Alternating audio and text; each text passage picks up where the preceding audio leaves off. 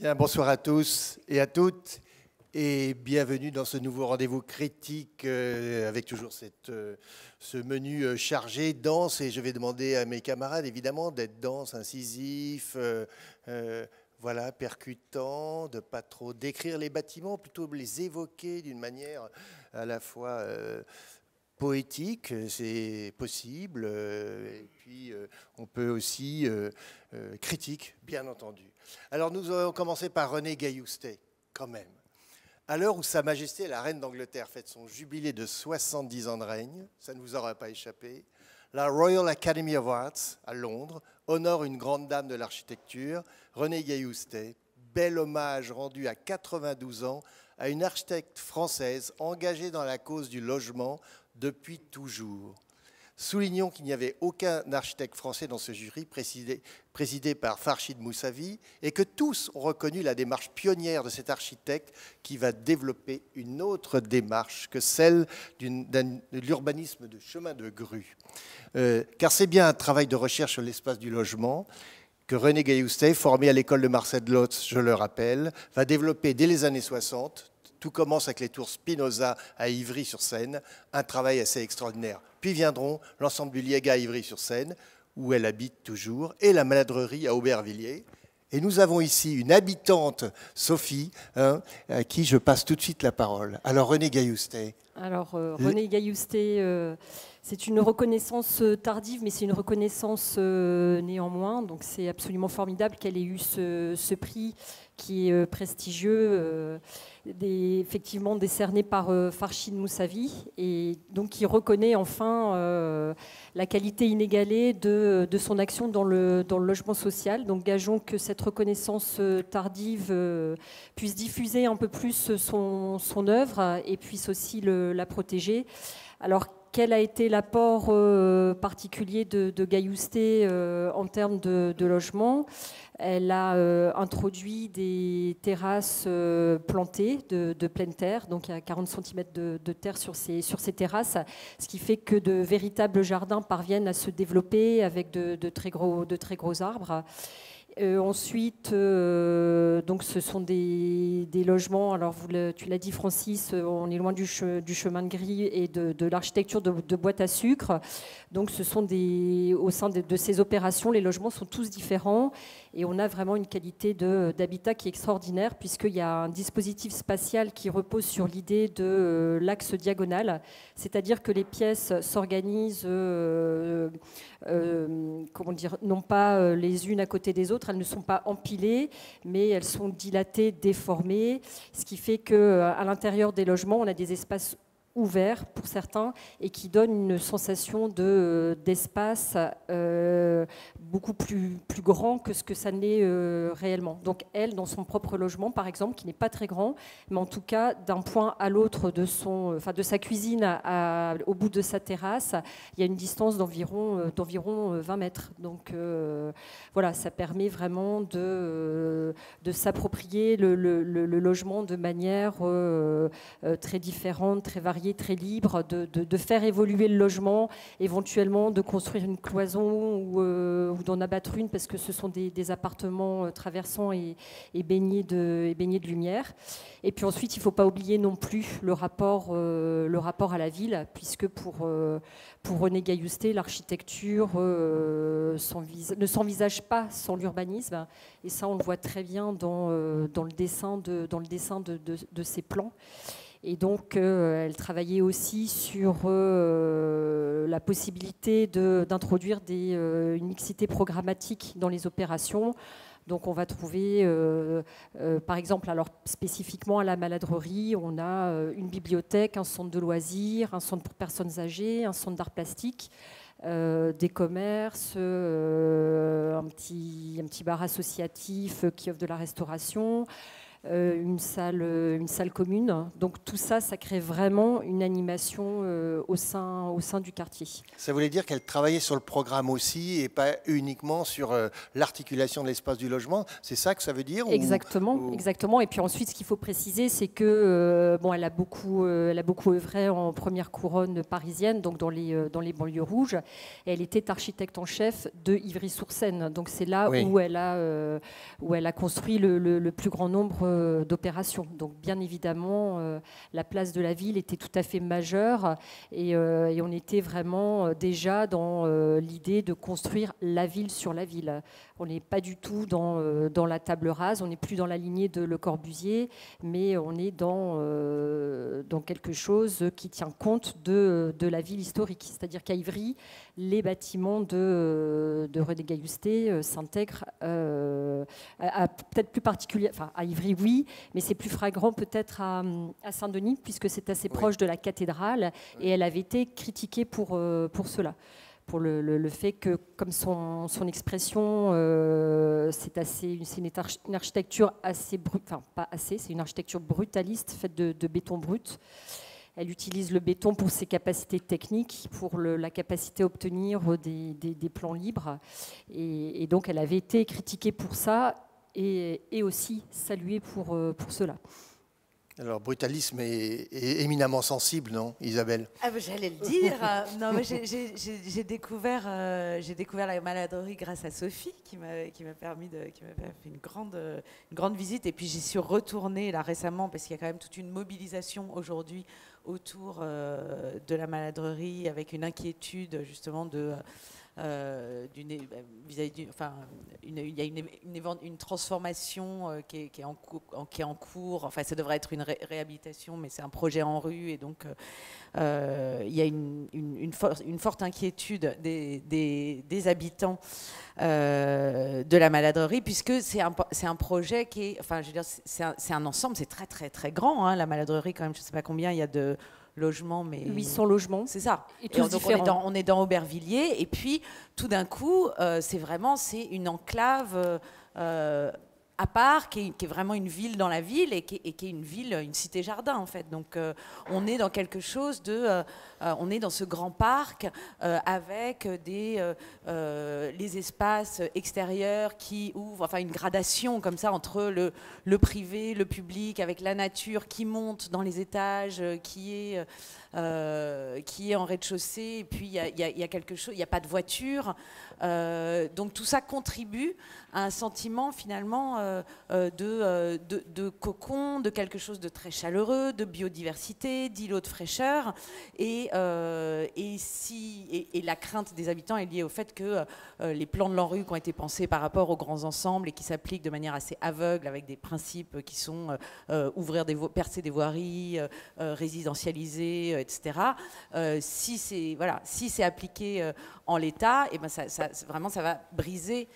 C'est vraiment un ensemble organique où finalement tout fonctionne ensemble, et qui a finalement une fragilité et une délicatesse, et toute la valeur, toute la richesse du site repose là-dessus, et c'est ça qui devrait être respecté et même pris comme exemple. Enfin, à la maladrerie, on pense aussi quand même à des exemples de cités-jardins comme la Butte Rouge, qui n'ont un peu rien à voir, mais dans l'architecture, mais qui en même temps sont menacés de la même manière, et qui sont vraiment des exemples de ce que devrait être le logement aujourd'hui, et encore plus en sortant de la crise Covid et de l'importance qu'on accorde désormais aux espaces extérieurs.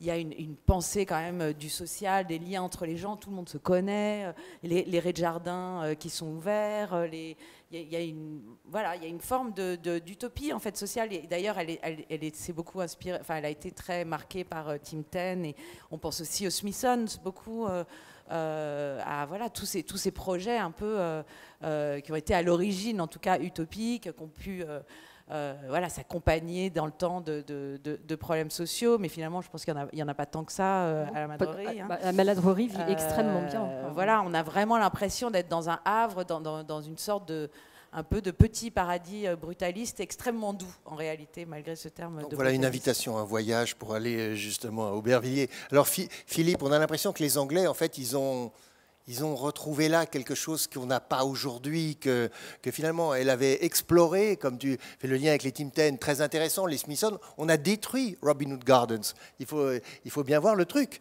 Donc, est-ce qu'il n'y a pas là quelque chose en disant, mais finalement, elle avait bien vu les trucs. Elle a bien vu les choses à l'avance. Oui, enfin, eux, ils ont détruit. Nous, on a détruit les halles. Enfin, chacun eux, ils ont conservé Covent Garden. Enfin bon, ça, c'est chaque pays fait l'erreur. Voilà, chacun la sienne.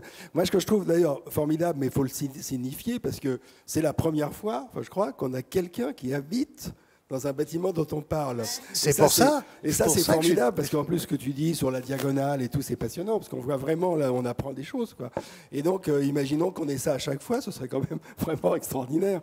Bon, ça, c'est une chose. Deuxièmement, Isabelle parlait de Tim Ten. C'est évidemment très important, parce qu'on a l'impression, de l'extérieur, souvent, que le logement social des banlieues rouges, il serait un peu partout le même.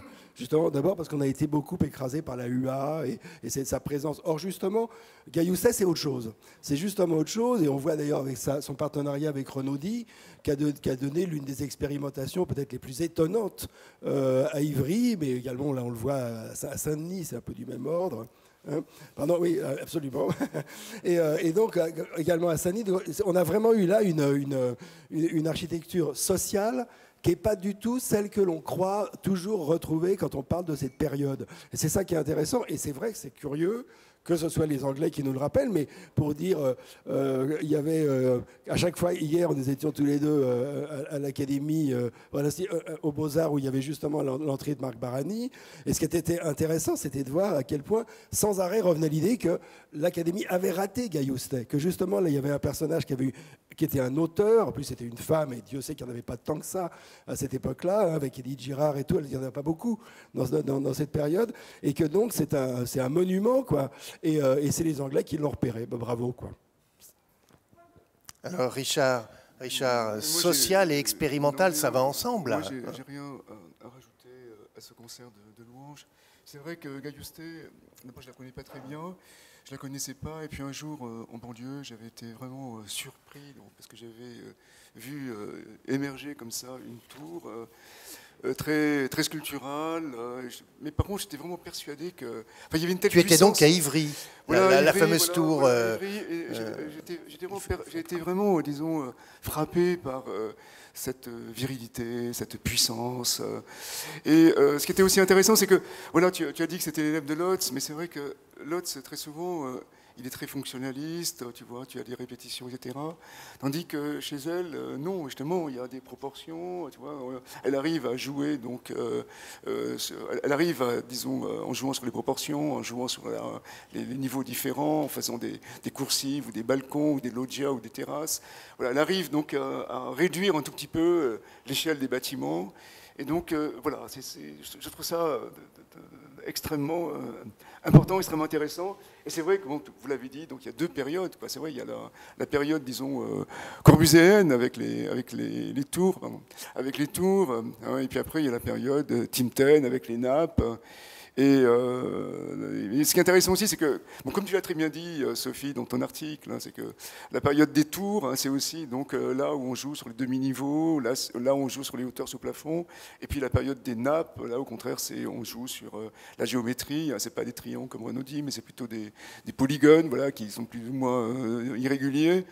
Et c'est vrai que, comme tu l'as dit aussi, voilà, c'est une vraie leçon aujourd'hui, parce que aujourd'hui, le logement, c'est du produit financier, quoi, voilà, c'est des trucs, c'est plus rien, même le logement social, parce que les bailleurs, ils se disent, ben, un jour, on va vendre, donc il faut que ça soit un produit, disons, sans rugosité, voilà, donc, hein, donc on met des balcons, on met je sais pas quoi, des terrasses, mais en fait, rien ne bouge, quoi. Et c'est vrai que c'est quand même une grande leçon, là, quand je vois cette façade, là, voilà, c'est quand même une très, très grande leçon. Moi, je voudrais juste ajouter une chose. Quand je faisais mes études, donc dans les années 70, 80, début 80, on allait visiter les bâtiments de Gayoustet à Ivry. On allait voir Renaudie, je me souviens qu'avec Antoine Grimbach, qui nous emmenait voir Gayoustet. C'était quelque chose, ça, à l'époque, c'était vraiment très important. Ouais. Et oui, parce qu'il y avait ce côté expérimental et social. Les deux, là, c'est pour ça que le lien avec les Tim Ten, il est très très intéressant, bien qu'elle ne s'y référait pas, à vrai dire. Je ne crois pas. Mais en tout cas, c'était l'époque, et là, elle faisait œuvre de... C'est pour ça que Les Anglais, là, ont détecté une pionnière, réellement. Enfin, ils ont beaucoup insisté là-dessus. Hein. Alors, je pense qu'il faut aussi replacer ça dans le débat actuel. Alors, en tout cas, chez nous, d'où l'urgence de regarder son architecture. Quand on voit que le Pritzker est décerné à la Caton-Vassal, que la présidente de l'ordre, Christine Lecomte, écrit un ouvrage « Réparons la ville » en expliquant que la ville n'est pas du tout adaptée au changement climatique. Récemment, dans Le Monde, il y a eu un article de Paul Chemetov qui insistait sur le fait que les logements étaient trop petits, qu'il fallait revoir la question du foncier. Patrick Rubin parle de la nécessité de retravailler des plans pour avoir justement ce sentiment d'un espace plus grand. Brigitte Métra en conférence qui dit qu'il faut revoir l'ANRU. Et finalement, toutes ces préconisations-là, on s'aperçoit que c'est déjà là avec René Gailloustet. Donc vraiment, je pense qu'il y a vraiment une urgence à ce que dans les écoles d'architecture, on puisse montrer aux étudiants ce type de travail sur le logement. Oui, puis dans les écoles d'architecture, et puis à l'ANRU et aux politiques, etc. Parce que je pense que dans les écoles d'architecture, il ne manque pas d'idées et de modèles. En tout cas, ce qu'on peut noter, c'est que la Maladrerie, le Liéga et Ivry, vraiment, les gens y sont bien. C'est surtout ça qu'il faut dire aussi que précisément, là, j'allais dire, la greffe, elle a complètement prise dans la ville. Exactement. Alors déjà, il y a un brassage social extraordinaire. C'est vrai qu'en allant chercher son pain, on va croiser des gens, on se dit bonjour. Voilà, au quotidien, enfin voilà, moi dans mon vécu quotidien, j'ai rencontré des tas de gens très différents à la Maladrerie qui sont très heureux là-bas. Et puis ensuite, voilà, c'est un lieu très agréable à vivre, comme disait Isabelle, c'est une cité-jardin. Et quand on voit le plan de thermographie, l'été, au moment de la canicule, la Maladrerie reste en vert, alors que tout le reste est rouge. Et c'est vrai qu'on a facilement 4 à 5 degrés de moins. Et alors, on voit, par exemple, à côté du fort d'Aubervilliers, ils sont en train de bâtir, soi-disant, un écoquartier, et en fait, qui est une opération de promotion immobilière privée absolument épouvantable. On sait que ce sera un îlot de chaleur. Voilà, et c'est juste à côté du fort, ils ont détruit... je ne sais combien de terrains de nature. Enfin, en tout cas, René Gailloustet a des écoquartiers avant l'heure. Hein. C'est très très net. On part tout de suite à l'étranger pour 2 bâtiments. Le premier est à Lausanne, ça s'appelle la plateforme 10. Alors sur le site ferroviaire de la gare de Lausanne, ici Lausanne, un pôle culturel a pris forme. Après le musée cantonal des Beaux-Arts, conçu par Barozzi Veiga et achevé il y a 2 ans et demi, c'est autour du MUDAC et du musée de l'Élysée. 2 institutions réunies dans un même bâtiment et réalisées par les frères Aires Mateus, qui vient d'ouvrir ses portes à la mi-juin. Vous voyez, on est totalement raccord, si je puis dire, soit 2 bâtiments le long des voies qui sont venus remplacer les halles de locomotives et autres plaques tournantes. Vous imaginez le site que ça pouvait être avant.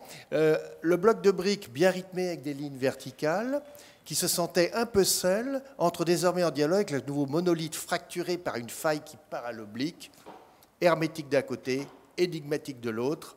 Cette discussion entre architectes européens sur le sol helvétique ne manque pas d'intérêt. Isabelle. Première chose, si on parle du site lui-même, c'est moi je trouve ça. Enfin, moi je découvrais Lausanne, que je connaissais pas, où j'étais venue, je crois, quand j'étais très petite.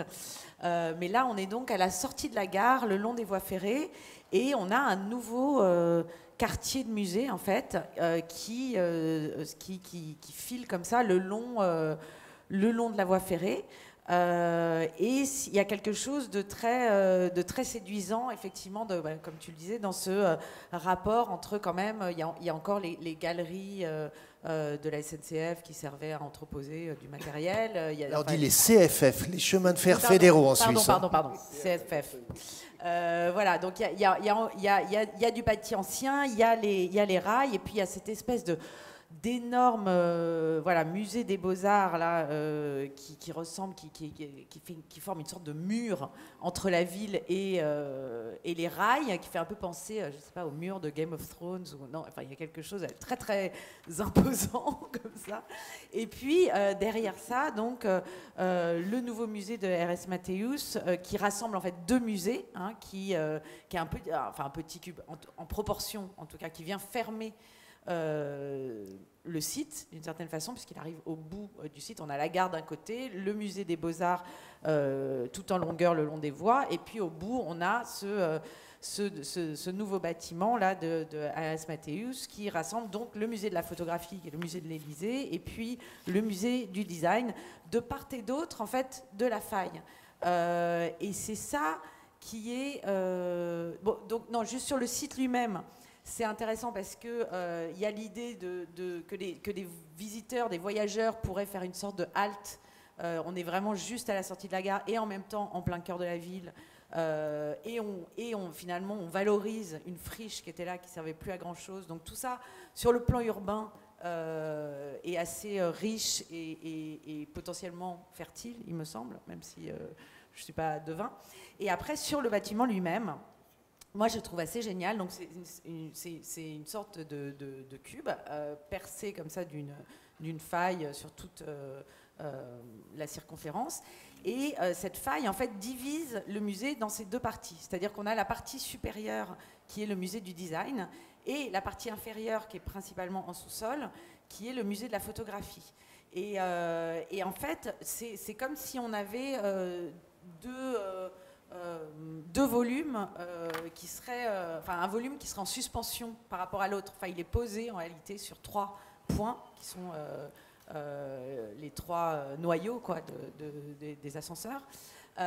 Et on a donc le volume supérieur qui est complètement, dont le sol en fait est un volume complètement diffracté, qui fait que quand on rentre à l'intérieur, on est dans un atrium qui fait la jonction donc, entre la partie haute et la partie basse, et on entre dans une sorte de volumétrie extrêmement saisissante, puisqu'on a l'impression d'avoir des montagnes inversées au-dessus de la tête. On ne sait pas très bien où on est, ça interpelle complètement, ça crée des jeux d'ombre et de lumière assez fantastiques, avec la lumière du jour qui rentre par la faille, qui rentre aussi par en haut, parce qu'il y a une lumière zénitale qui s'engouffre. Donc c'est un bâtiment qui est surprenant, qui me fait penser un petit peu au Schaulager de Herzog de Meuron, à la fois pour sa faille et puis pour la surprise justement qu'il révèle. En fait, alors, le Schaulager, il faut expliquer, c'est des archives visitables, hein. C'est un tout autre programme, oui, mais culturel. Le bâtiment n'a pas grand-chose à voir, mais quand même, oui. C'est un bâtiment qui est complètement opaque comme ça et qui a seulement cette espèce de faille qui va laisser rentrer la lumière. Donc là, on est sur un principe similaire. Et donc, quand on rentre à l'intérieur du Schaulager, c'est gigantesque pour le coup. Et en plus, on n'a même pas le droit de prendre de photos. Donc, il y a un culte du secret autour du bâtiment qui accentue encore cet effet. Mais là, donc, on rentre et le bâtiment lui-même fait un spectacle assez incroyable. Tout est en angle, en triangle, en angle aigu, en diagonale. Très intriguant. Et donc, on peut monter au premier étage où on arrive dans ce musée du design qui, là, pour le coup, est un espace tout blanc, baigné de lumière, avec un plafond, donc un plafond qui laisse rentrer la lumière du jour et puis la nuit qui est éclairée par des LED. Mais on est vraiment dans un espace très, très, très, très blanc. Et un peu futuriste ou rétro-futuriste. Enfin, il y a un côté un peu Kubrick dans le... Mais comment les deux espaces fonctionnent ensemble? Parce que tu as bien expliqué, ça crée un paysage, mais quel est le point d'articulation entre les deux? Est-ce que c'est quelque chose qui... en fait, tout le musée, c'est vraiment spectacle, en fait. Il y a une mise en scène de la circulation, puisqu'effectivement, on rentre par il y a un grand escalier qui amène...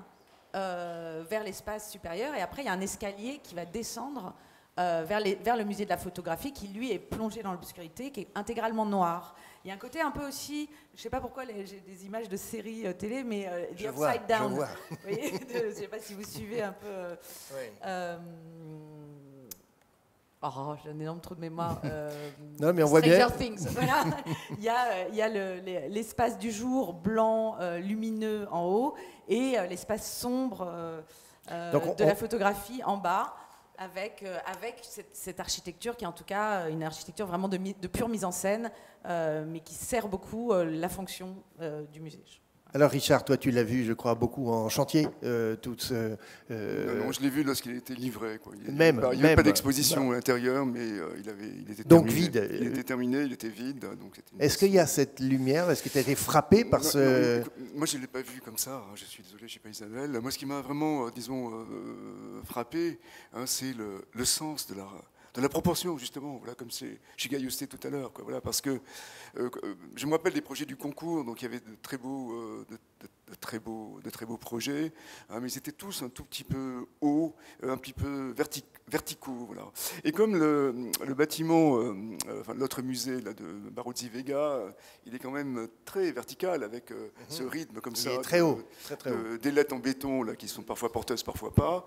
Eh bien, c'est vrai que ça donnait l'espace si les autres avaient gagné, même s'ils ont fait d'excellents projets, on aurait peut-être été dans une sorte de faille, de canyon, voilà.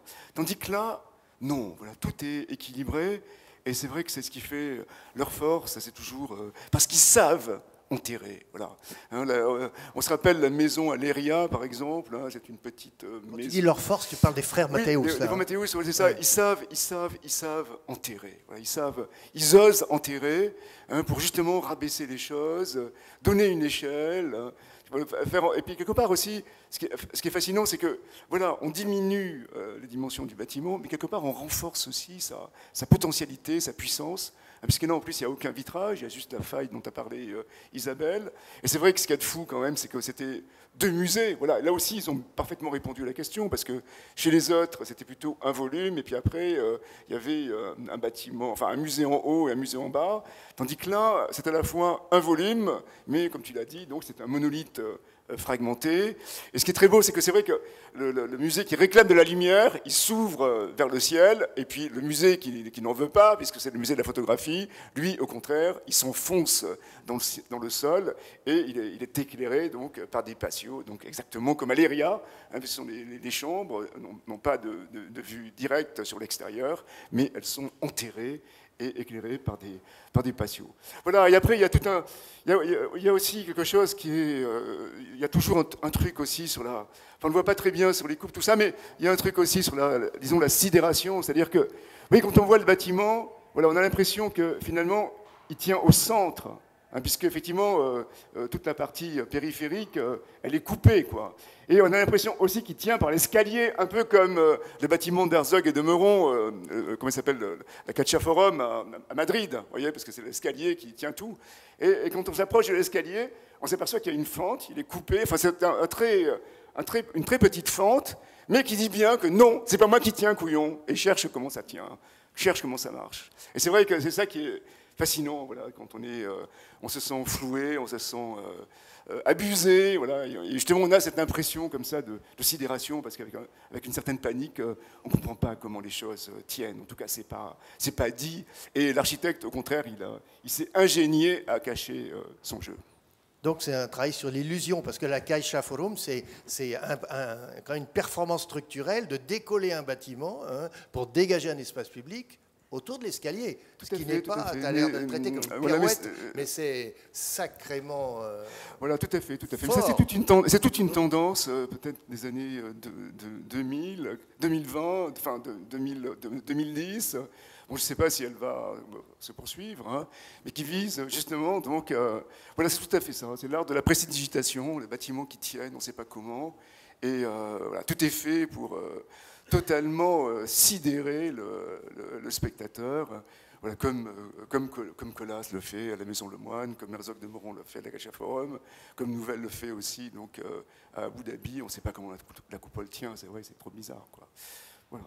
Philippe. Alors, moi, j'ajouterais un certain nombre de points D'abord, je crois que c'est la plus grosse opération de musée culturel d'Europe en taille. Le fait d'avoir justement constitué cette plateforme 10, là, plateforme venant évidemment du fait que c'est une plateforme ferroviaire, ça c'est la première chose. La deuxième chose, c'est qu'en Suisse, il y a une lutte entre Genève et Lausanne pour être la capitale francophone suisse. Et ce projet s'inscrit dans ce conflit parce que pour les Suisses, si j'ai bien compris, Genève c'est la France et Lausanne c'est la Suisse, mais française. Donc il y a un débat et ce projet-là, il prend position, il est intégré dans ce débat. Il faut dire aussi qu'il y avait sur ce concours, il était très relevé. Hein. Il y avait d'abord le président, c'est les Chipperfield, mais il y avait Sana, il y avait Nouvelle, il y avait Herzog et de Meuron. Il y avait Lacaton Vassal, donc il y avait quand même beaucoup de beau monde. Et alors, j'ajouterais, vous l'avez très bien décrit, moi j'ajouterais que c'est une formule un peu éculée, mais c'est vrai qu'il y a quand même quelque chose de l'origami, quelque chose quand même du dépliement et même du pli. Alors j'avais cité l'autre fois... J'ai essayé de pas le dire. Oui, j'avais dit l'autre fois cette plaisanterie, la Suisse est un très petit pays, mais si on le repassait, il serait immense. Et donc j'ai beaucoup aimé cette idée des montagnes à l'envers, parce que c'est peut-être bien qu'il y a quelque chose de cet ordre. Il y a autre chose qu'il faut peut-être dire aussi, c'est qu'ils ont créé un système, les frères Mathéouche, qui fait que les bureaux sont visibles par le public. Il y a une espèce de proximité comme ça, dans la coursive, on voit les gens travailler. Il faut dire aussi une chose, c'est qu'il y avait eu un premier projet d'installer le musée près du lac, il y a eu une votation, ça a bloqué le projet et ça a amené à récupérer justement ces bâtiments ferroviaires. Donc finalement... d'un blocage est né quelque chose de très intéressant. Et puis alors, il y a une autre chose aussi, il faut dire, je trouve, sur le rapport à la ville de Lausanne, c'est qu'on a là un ensemble de musées horizontaux dans une ville qui est extraordinairement verticale. Là, moi, je ne le savais pas bien, mais j'ai découvert à quel point il y a des pentes d'une violence dans cette ville absolument surprenante. Et puis j'ajouterais quand même, pour les gens qui iront visiter tout ça, qu'ils aillent faire un tour aussi au musée d'art brut, qui est en haut de la ville, mais qui est extraordinaire, et qui est quand même... donc là, il y a un potentiel maintenant muséal, pas seulement architectural, mais muséal dans cette ville de Lausanne, qui est exceptionnel, quoi. Très bien, on va partir tout de suite à Munich. Alors là, dans un tout autre cadre, c'est sur le site olympique et néanmoins mythique du stade paysage de Günter Behnisch et Frei Otto, construit pour les Jeux olympiques de 72.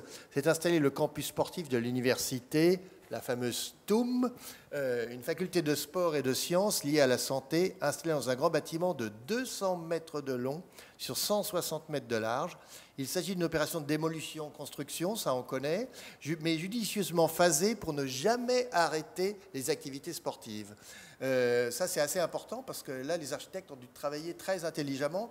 Un bâtiment de bois avec des portées de 30 mètres est ainsi venu remplacer un édifice en acier Corten bourré d'amiante comme on peut l'imaginer. Une rue intérieure traverse le bâtiment d'est en ouest. De part et d'autre se répartissent les installations sportives comme les salles de cours et lieux de recherche. Une grande porosité dans le bâtiment, visuel et autres, les fonctions, tout marche bien. Le parcours se termine sous un immense auvent en porte-à-faux ouvert sur le paysage des pistes d'athlétisme.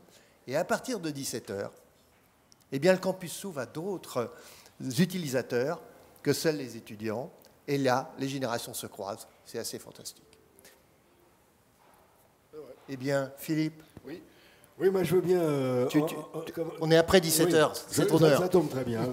Non mais alors, là on a un bâtiment qui, je pense, enfin, vous me le direz, mais il me semble qu'il nous a tous séduits. Et en même temps, il pose des tas de problèmes parce que justement, il a finalement, si on voulait le résumer de façon un peu brutale, on dirait que c'est un outil extraordinaire, vraiment qui fonctionne avec tout un système... de lieux les uns derrière les autres, extraordinairement pratiques, avec en plus un système de scénographie intérieure qui fait qu'on voit d'un niveau, on a des vues plongeantes sur les salles de sport, etc. Donc tout ça est extraordinairement bien conçu, réglé, et en même temps, on pourrait dire que c'est une écriture d'auteur qui est quand même d'une rigidité qui tient de la grille, quoi, et qui, alors évidemment, il faut dire que les architectes, ce sont des architectes. Alors citons-les, les architectes, c'est Dietrich et Untertrifaller. Et Dietrich, c'est pas le prénom, hein. Voilà. Oui, qui viennent du Vorarlberg, qui ont une vraie c'est ça qui est important, histoire par rapport à la question du bois. C'est qu'ils viennent d'une région d'Autriche qui a une grande tradition d'architecture à la fois inspirée non seulement du bois, c'est-à-dire de la ressource locale, mais aussi des traditions artisanales de construction, l'idée de la maison, de l'habitat passif, toute cette notion d'une réserve d'énergie, d'une économie d'énergie extraordinairement bien construite, conçue. Après, on sait qu'il y a d'autres équipes d'architectes qui viennent de là, les Baumschlager et tout ça, qui travaillent sur la pierre. Mais enfin, on est un peu dans le même principe. Et alors, je vais dire cette chose qui nous avait évidemment étonnés, parce que les architectes sont d'une franchise extraordinaire, parce que quand on leur a posé la question, évidemment, de l'origine, enfin c'est toi, Francis, qui a posé cette question de l'origine du bois utilisé dans ce bâtiment, ils ont reconnu qu'en vérité, ils n'étaient pas capables de la sourcer, que le marché mondial du bois était tel qu'aujourd'hui, ils utilisaient un bois parce qu'ils savaient que ça avait des tas de vertus écologiques, mais qu'au fond, ils n'étaient pas capables de nous dire si ça venait d'Indonésie. Ils n'en savaient rien. Et ça, c'est quand même tout à fait stupéfiant, parce que je pense que c'est mondial comme remarque. Alors ça, c'est une chose. Voilà. Après, il y a une maîtrise formidable de ce outil, mais je vais laisser d'autres personnes en parler, parce que... Oui. Alors, le bois. Je vais rebondir sur cette question du bois. Le point quand même essentiel, c'est qu'il y a un phasage extrêmement serré, et donc utiliser la technique du bois permet d'avoir un chantier extrêmement rapide. Donc c'est d'abord cette question du phasage qui a généré l'utilisation du bois. Et c'est, je trouve, ce qui est intéressant dans le travail de cette agence, c'est qu'effectivement, étant issus du Vorarlberg, ils ont ces préoccupations écologiques, sans doute, ils les ont eues sans doute avant que ça n'arrive sous nos latitudes, mais ils n'utilisent pas exclusivement du bois. Voilà, mais là, c'était une volonté de le faire comme ça. C'est une volonté, et c'est aussi parce que c'est extrêmement pertinent par rapport au programme et par rapport au timing très, très, très serré. Et alors, moi, ce que je trouve quand même très intéressant, c'est que on a quelque chose d'extrêmement luxueux et élégant. C'est très luxueux. Il y a une espèce de richesse de programmatique qui est absolument incroyable. Donc c'est une très très grande technicité du bois, mais toute cette technicité a l'élégance de disparaître dans l'objet bâti. Alors effectivement, on pourrait arguer que c'est un peu rigide, mais bon, enfin, après... c'est aussi un peu des considérations personnelles. Moi, je suis plutôt sensible à ce genre d'architecture très, très, très rationnelle. Mais je trouve justement que cette rigidité, elle vient casser par la contamination programmatique, parce qu'on a quand même un jeu visuel entre les différentes salles qui sont assez incroyables. Donc, qu'il s'agisse de salles consacrées à la pratique sportive, ou alors les salles de cours. Ce qui est assez habile, c'est que pour la pratique sportive, il faut des doubles hauteurs. Pour les salles de cours, ce sont des simples hauteurs. Et donc, on a des parties vitrées avec donc des vues de part et d'autre qui sont extrêmement intéressantes. Donc, à un moment donné, les sportifs qui sont sur le terrain de basket ont vu sur une très grande piste de course dont le sol est bleu vif. Donc, je trouve que tout ça anime les lieux. Et puis après, je trouve qu'il y a quand même un tour de force avec cet immense auvent, puisqu'il y avait quand même une préconisation dans la commande du concours qui était de construire quelque chose d'étonnant qui puisse répondre à l'architecture de Frei Otto et de Kunder Benich, donc cette immense tente qui avait été construite pour les Jeux Olympiques de Munich en 72. Et donc, je trouve que c'est un pendant très contemporain. Et c'est complètement l'opposé, donc à quelque chose de très courbe, de très fluide. Ils apportent un élément très linéaire, très radical, très horizontal. Et donc les deux dialoguent très bien, se valorisent l'un l'autre. Et donc ce qu'il faut savoir, c'est que l'architecture de Frei Otto est en passe d'être classée patrimoine mondial de l'UNESCO. Il ne faut pas oublier Gunther Benich dans l'histoire. Gunther Benich, bien sûr, oui, tout à fait. Et que le site olympique, il est vraiment un symbole architectural de la liberté intellectuelle après la dictature de la guerre. C'est vraiment un monument de la République fédérale.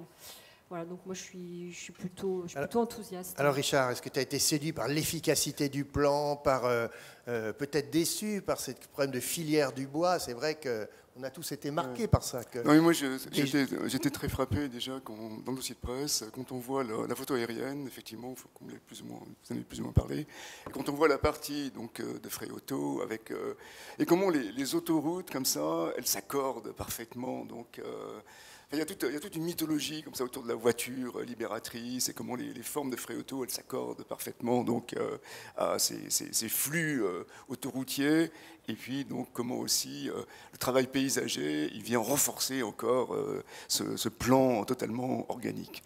Et c'est vrai que voilà, le plan de Dietrich Untertrifaller, il tranche, comme vous l'avez dit, il tranche complètement avec ça. C'est vrai que c'est peut-être l'ordre actuel aussi, voilà. Et en même temps, ce plan, voilà, il revient un petit peu au classicisme, parce que quand on le regarde, donc il y a une grande allée centrale, et puis ensuite il y a des ailes comme ça. Et la grande allée centrale, c'est là où effectivement il y a la desserte principale, et puis après donc on passe dans les ailes, et puis entre les ailes, soit il y a des cours qui sont plantés, soit il y a des salles de sport. Et ça rappelle un petit peu, disons, le plan de l'Hôtel-Dieu à Paris. Voilà, c'est pareil, il y a une grande allée centrale comme ça, qui est dédoublée par les circulations, et puis après donc il y a des ailes des chambres autour des cours. Voilà, ça il y a un côté voilà, très, très classique quelque part, je trouve ça assez frappant. Et puis ensuite, voilà, quant au bâtiment, voilà, je trouve que ce bâtiment, c'est vrai qu'il est assez beau parce que justement, il a une certaine, disons, brutalité. Voilà. Tout à l'heure, avec comment il s'appelle, Mathéus, voilà, on était dans la sensualité, dans les proportions, on était dans l'espace. Voilà, on travaille les compressions spatiales, les dilatations, et là. Voilà, on est dans la surface, voilà, c'est-à-dire on rejoint l'hécatombe vassale. Quand les choses sont grandes, putain, c'est qu'elles sont grandes, quoi. C'est pas parce qu'on cherche pas on cherche pas à te faire croire qu'elles sont plus grandes qu'elles ne sont. Elles sont vraiment grandes. Et d'ailleurs, je me rappelle, et quand on voit par exemple les salles de sport, parce que donc le passage central, donc il est surélevé, donc on arrive par là. Hein, et puis, tout est vitré, la lumière. Tout est très agréable parce que tout est ample, vitré, transparent. Et donc, du passage central, on voit les salles de sport avec des rideaux. Et puis, parfois, les rideaux s'ouvrent. Et puis, derrière la première salle de sport, il y en a une autre. Et puis, le rideau s'ouvre. Et derrière la deuxième salle de sport, il y en a une autre, quoi. Donc, effectivement, on est fasciné comme ça par la grande dimension. Et c'est vrai que ça me rappelle un article de Michel Cournot qui critiquait Spielberg. Dont l'arche, je sais pas quoi, s'appelle l'arche perdue, les aventuriers de l'arche perdue. Voilà, il disait que voilà, il comprenait pas la dernière scène, hein, parce qu'effectivement Spielberg faisait voir l'arche, et puis après la caméra reculait, il y avait un zoom arrière, et puis tout d'un coup on était dans un gigantesque hangar. Et lui, il lui disait, putain, mais qu'est-ce que t'as fait, Spielberg? T'es complètement con. Tu aurais pu faire ça avec beaucoup moins de moyens, quoi. Il suffisait simplement de créer une ambiance quelconque, de mettre de l'ombre, et puis tu pouvais avoir le même effet, tu vois, sans être obligé de tout voir. Mais ça, c'est vrai que c'est deux conceptions des choses, voilà, qu'on a dans le cinéma, mais qu'on a aussi donc dans l'architecture. Et c'est vrai qu'aujourd'hui, donc, c'est la deuxième qui domine. Voilà, et puis c'est pareil aussi pour le porte-à-faux, c'est vrai qu'il est sidérant là aussi, quelque part. Hein. Bien qu'on comprenne malgré tout comment il tient, parce que là, on voit très bien qu'il y a un poteau qui porte ce porte-à-faux de 18 mètres, et puis après, derrière, 8 mètres derrière, donc il y a un câble qui le retient.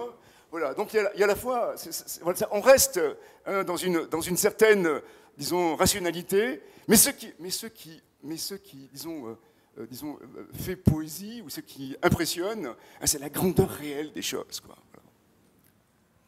Très bien. En effet, c'est la grande échelle de la maîtrise de ce projet est quand même très très intéressant et quand même c'est un peu comme un mot croisé. Il y a des cases, des noires, blanches et puis précisément tout est extrêmement rationnel et autres. Enfin, il faut y aller, quel que soit. C'est multigénérationnel, c'est formidable et en plus revoir Béniche et Fraiotto plus les logements en béton formidables, ce village olympique. Plus la tour BMW, qui est quand même exceptionnelle aussi.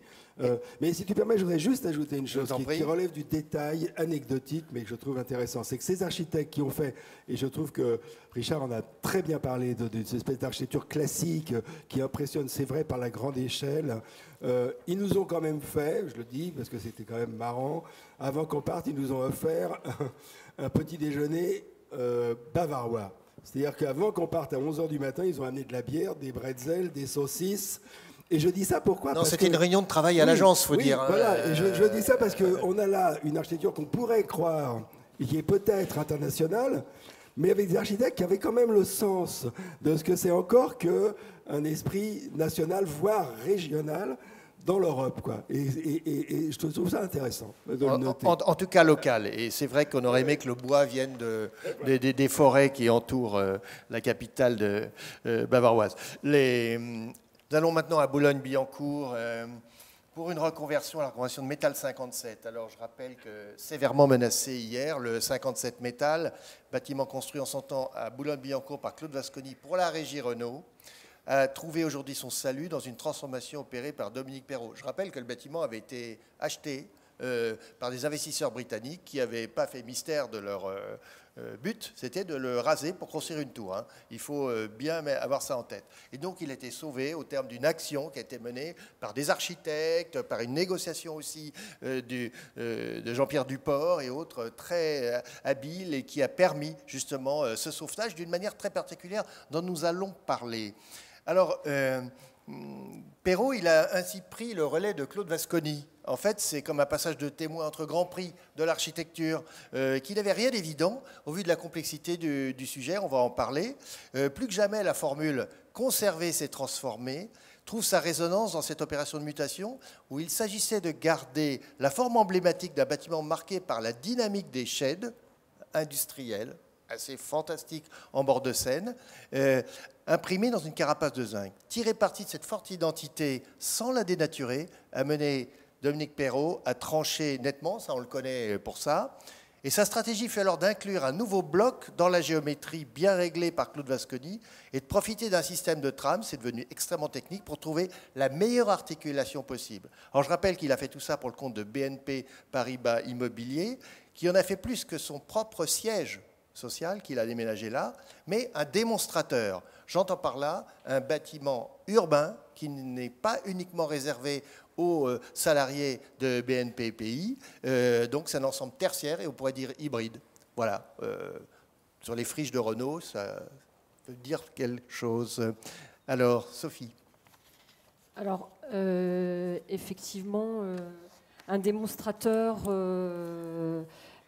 c'est pas uniquement un bâtiment de bureau. Et moi, j'ai eu l'occasion de le visiter en dehors d'une visite de presse. Donc, c'était très intéressant, puisque, effectivement, je suis allée me promener hier. Et dans cette rue intérieure, donc, qui fait la jonction entre... Qui allait sans dire qui tu étais, comme ça tu t'es promené comme si tu étais voisine. Non, mais c'est intéressant comme tout à fait. Témoignage. Et alors, il y a cette espèce de poncif actuellement chez les architectes, donc on parle toujours du fameux le lieu de rencontre, le lieu de rencontre. Il se trouve que hier, c'est ce à quoi j'ai assisté, donc un lieu de rencontre. Alors donc ce qu'il faut préciser, c'est que entre l'ancien et le nouveau, le bâtiment est traversé par une rue intérieure et qui est une rue intérieure publique qui accueille donc quelques boutiques, enfin surtout des espaces de restauration. Et une rue intérieure, il faut préciser, qui se croise à l'équerre. Hein. C'est deux axes en fait qui se croisent. Oui, hein. Oui, il y a deux rues. Oui. Voilà. Et donc, alors non seulement la rue était traversée par des passants, donc elle était investie en tant qu'espace public. Et alors effectivement, il y avait énormément de personnes qui étaient assises, soit pour travailler, soit pour discuter. Il y avait du mouvement et je trouve qu'il y a vraiment une puissance incroyable dans ce jeu de... donc effectivement, il y a le mouvement des deux rues qui se croisent et puis ensuite, il y a tout un jeu de transparence avec des circulations qui apparaissent en filigrane derrière les parois vitrées. Donc moi j'ai trouvé que c'était extrêmement puissant et donc la nouvelle structure que vient introduire Perrault, elle a une force vraiment extraordinaire. Là, ces grands portiques en béton, donc j'ai trouvé que c'était vraiment très beau, que c'était très bien investi. Techniquement, je pense que c'est aussi très bien réalisé parce qu'on a une rue publique avec des espaces de restauration. Ça communique aussi avec le restaurant d'entreprise. Moi, je suis passée je suis restée de 15h à 16h30, 17h. On n'a pas les odeurs de cuisine, etc. Enfin, voilà, je veux dire, des lieux comme ça peut fonctionner aussi si des détails techniques comme ça sont tenus. Donc, je pense que de ce côté-là, ça fonctionne très bien. Alors, il faut préciser, il y a un fitness, c'est assez étonnant, qui est entre deux patios. Voilà, on ne s'attend pas à voir le fitness là, on pourrait le croire plus sur la rue. Non, il est entre deux patios du bloc de bureau. On retrouve un peu cette idée qu'on a, mais de manière à une autre échelle et plus dans la verticalité, mais c'est un peu aussi cette idée de contamination qu'on peut retrouver chez Dietrich Untertrefaller dans le bâtiment de Munich. Et alors après, moi, ce que je trouve intéressant, c'est que c'est quand même un siège social de banque, donc il y a quand même un souci de représentation. Et je trouve que dans cet exercice-là, c'est un siège social d'une société immobilière qui est. Pardon. Oui. Bon, ok. Enfin, en tout cas, voilà. Oui, mais l'important, c'est qu'en tout cas, il y a ce souci de représentation. Et là, dans cet exercice-là, Dominique Perrault excelle. Voilà. Il excelle à Versailles quand il faut représenter l'État. Moi, je trouve que c'est des très très beaux projets de représentation. Là, il y a quand même un travail sur, déjà le rapport de proportion, la façon dont il vient s'insérer dans le bâtiment de Vasconi, c'est très très puissant, c'est très très beau. Et son travail de façade, ça dialogue extrêmement bien avec les alentours. Ce qu'il faut préciser aussi, c'est que c'est à proximité de tours qui ont été réhabilitées aussi par Perrault. Il excelle aussi en réhabilitation. Pour le même client. Pour le même client. Et Perrault dialogue très bien avec Perrault. C'est assez amusant. Et alors ensuite, moi, ce qui m'a frappé aussi, c'est que on a une sorte de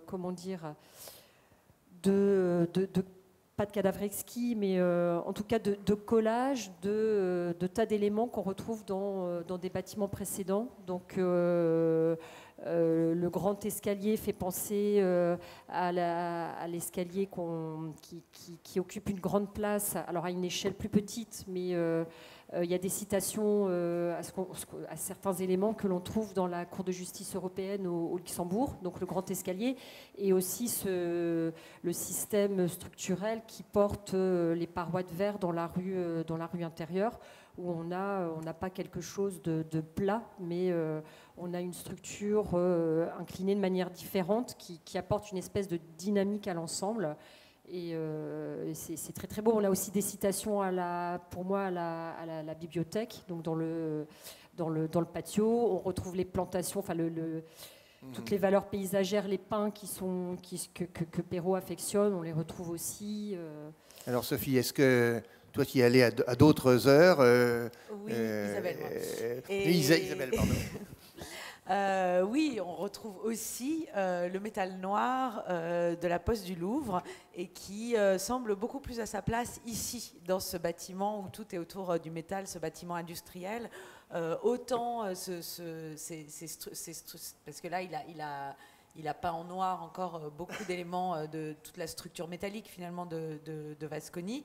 Et autant dans le bâtiment en pierre de la Poste du Louvre, ça alourdissait et ça donnait quelque chose d'un peu sinistre finalement et un peu ringard au bâtiment. Là, ça anoblit finalement. Il y a une opération. En fait, moi, ce qui m'intéresse dans ce projet, ce projet, il pose des tas et des tas de questions sur qu'est-ce que ça veut dire et à quoi ça sert de réhabiliter de l'ancien. Pourquoi on fait ça ? Parce qu'aujourd'hui, on dit il faut réhabiliter, il ne faut pas détruire, etc. Bon, c'est quand même le nouveau mot d'ordre que je ne critique pas du tout, que j'ai tendance moi-même à défendre. Mais en fait, il y a plein de raisons pour lesquelles. Et là, il y a beaucoup de choses qui rentrent en collusion. Mais la première question, en fait, parce que la première des raisons pour lesquelles on dit aujourd'hui il ne faut pas détruire, c'est pour des raisons de bilan carbone, écologique. Bon, moi, je n'ai pas les chiffres de ce bâtiment, mais ce qu'on voit ici, c'est que quand même, Perrault, pour faire cette opération, il a ponctionné à peu près la moitié. Il a fait c'est une grosse opération chirurgicale en fait où il a quand même découpé 50% de ce qui existait pour construire donc pour faire cette greffe qui est un bâtiment nouveau de 8 étages de bureaux. Il faut rappeler que par ailleurs, il a littéralement tout démonté les sheds pour les remonter. Il a rénové du neuf. Bon, moi, je ne sais pas quel est le bilan carbone de cette opération. Je ne suis pas sûre que ce soit super écolo, franchement. Par contre, ce qui est sûr, c'est que c'est quand même un bâtiment qui a sans doute, qui finalement, s'il a existé, c'est un peu le résultat de la fameuse tribune de Jean Nouvel. Résultat... une sorte de effet retard alors. Voilà, par effet de retard, mais cette idée de Boulogne, Assasine, Billancourt, etc. Donc on avait détruit les usines, le bâtiment de la Prade. Bon, celui-là, peut-être qu'effectivement, si les gens se remobilisent encore une fois, on va peut-être essayer de le garder. C'était le dernier bâtiment de Renault à part la cabane. Voilà, c'est ça. Donc il y a le truc mémoriel, ça c'est sûr, et qui reste là et qui est et qui marque quand même très fortement ce bâtiment parce que Perrault a vraiment respecté cette architecture de shed et il l'a mise au service du nouvel usage tertiaire, c'est-à-dire qu'on a des espaces qui sont extrêmement généreusement éclairés, on a des grands volumes, donc de ce point de vue-là, c'est très réussi. Et on retrouve, en fait, je trouve ici la même chose que par exemple dans la Poste du Louvre, le même rapport, disons, de Perrault au patrimoine, qui est un rapport très utilitaire. Il n'est pas du tout dans la révérence, Perrault. Il prend le patrimoine comme un matériau, comme du déjà là, comme quelque chose avec lequel il va travailler pour faire quelque chose de manière très pragmatique en fait. Donc il y a le côté mémoriel. Donc là, ça sert pour ça, pour cette fameuse mémoire industrielle qui est respectée, mais pas de manière religieuse, on va dire, je pense. Et puis après, moi, en fait, ce qui m'apparaît vraiment le plus clairement, c'est que avec un bâtiment comme ça, et on va en reparler, je pense que c'est un peu la même chose quand on va parler tout à l'heure des logements de la RATP. Mais finalement, on a des espaces et on a une architecture qui est 15 fois plus passionnante que du bureau traditionnel.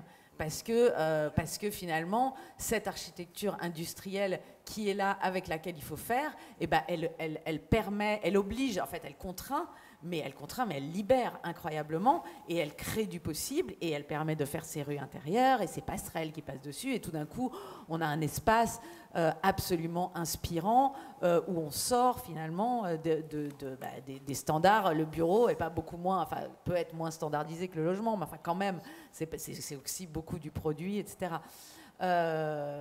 Et donc ça permet, moi je suis d'accord avec Sophie, hein, c'est une grande réussite sur le plan voilà, ces grandes rues avec le foot court. C'est un objet urbain qui fait la jonction entre la ville et la Seine, qui s'inscrit dans cette espèce de lieu qui est quand même hallucinant, l'île Séguin, qui est un lieu qui est en proie depuis quelques décennies maintenant à une sorte de frénésie immobilière qui s'anoblit par la débauche des plus grands noms de l'architecture. On a Jean Nouvel à côté avec sa tour Horizon. Il y a Foster, non, aussi, qui est pas, oui, qui est juste pas en loin. face, Enfin, oui. bref. Oui. C'est en fait la fin du quartier du Rouban, Trapèze. Parce comment que ça, tu parles de Lille, mais là, nous sommes sur le quartier du Trapèze, Oui, qui était c'est ça. avant uniquement les emprises Renault, et c'est le dernier, on pourrait dire le dernier maillon de la chaîne. Hein. C'est ça qui est intéressant dans cette histoire. En tout cas, tu viens de répondre assez bien à la question que tu posais, quand même, à quoi ça sert de réutiliser les bâtiments. C'est que précisément spatialement, tu peux avoir des bureaux sous 4 mètres jusqu'à 10 mètres sous plafond. C'est quand même des espaces, et pas uniquement des bureaux. Elle est là, la chose. C'est d'avoir une liberté spatiale que tu n'aurais jamais aujourd'hui, et liberté volumétrique. Après, ce que je trouve un peu triste, c'est ce que finalement BNP Immobilier en fait, parce qu'on a cette espèce de flex-office là, avec des bureaux qui sont en enfilade, hyper tristes, avec des rangées de casiers. Et ça, juste, je finis là-dessus parce que je suis un peu longue, mais c'est quand même, il y a cette idée de bâtiment démonstrateur. Et ça, c'est quand même le truc, parce que nous, on a fait la visite de presse, et puis c'était une visite en plus qui était vraiment faite par BNP Immobilier, et là, on est quand même dans... Donc, qu'est-ce que ça démontre? C'est un bâtiment qui est là pour symboliser le virage à la responsabilité sociale et écologique de BNP Paribas, donc qui jure leur grand Dieu voilà, alors leur valeur, c'est l'insertion sociale et l'écologie, et il n'y a que ça qui compte pour eux.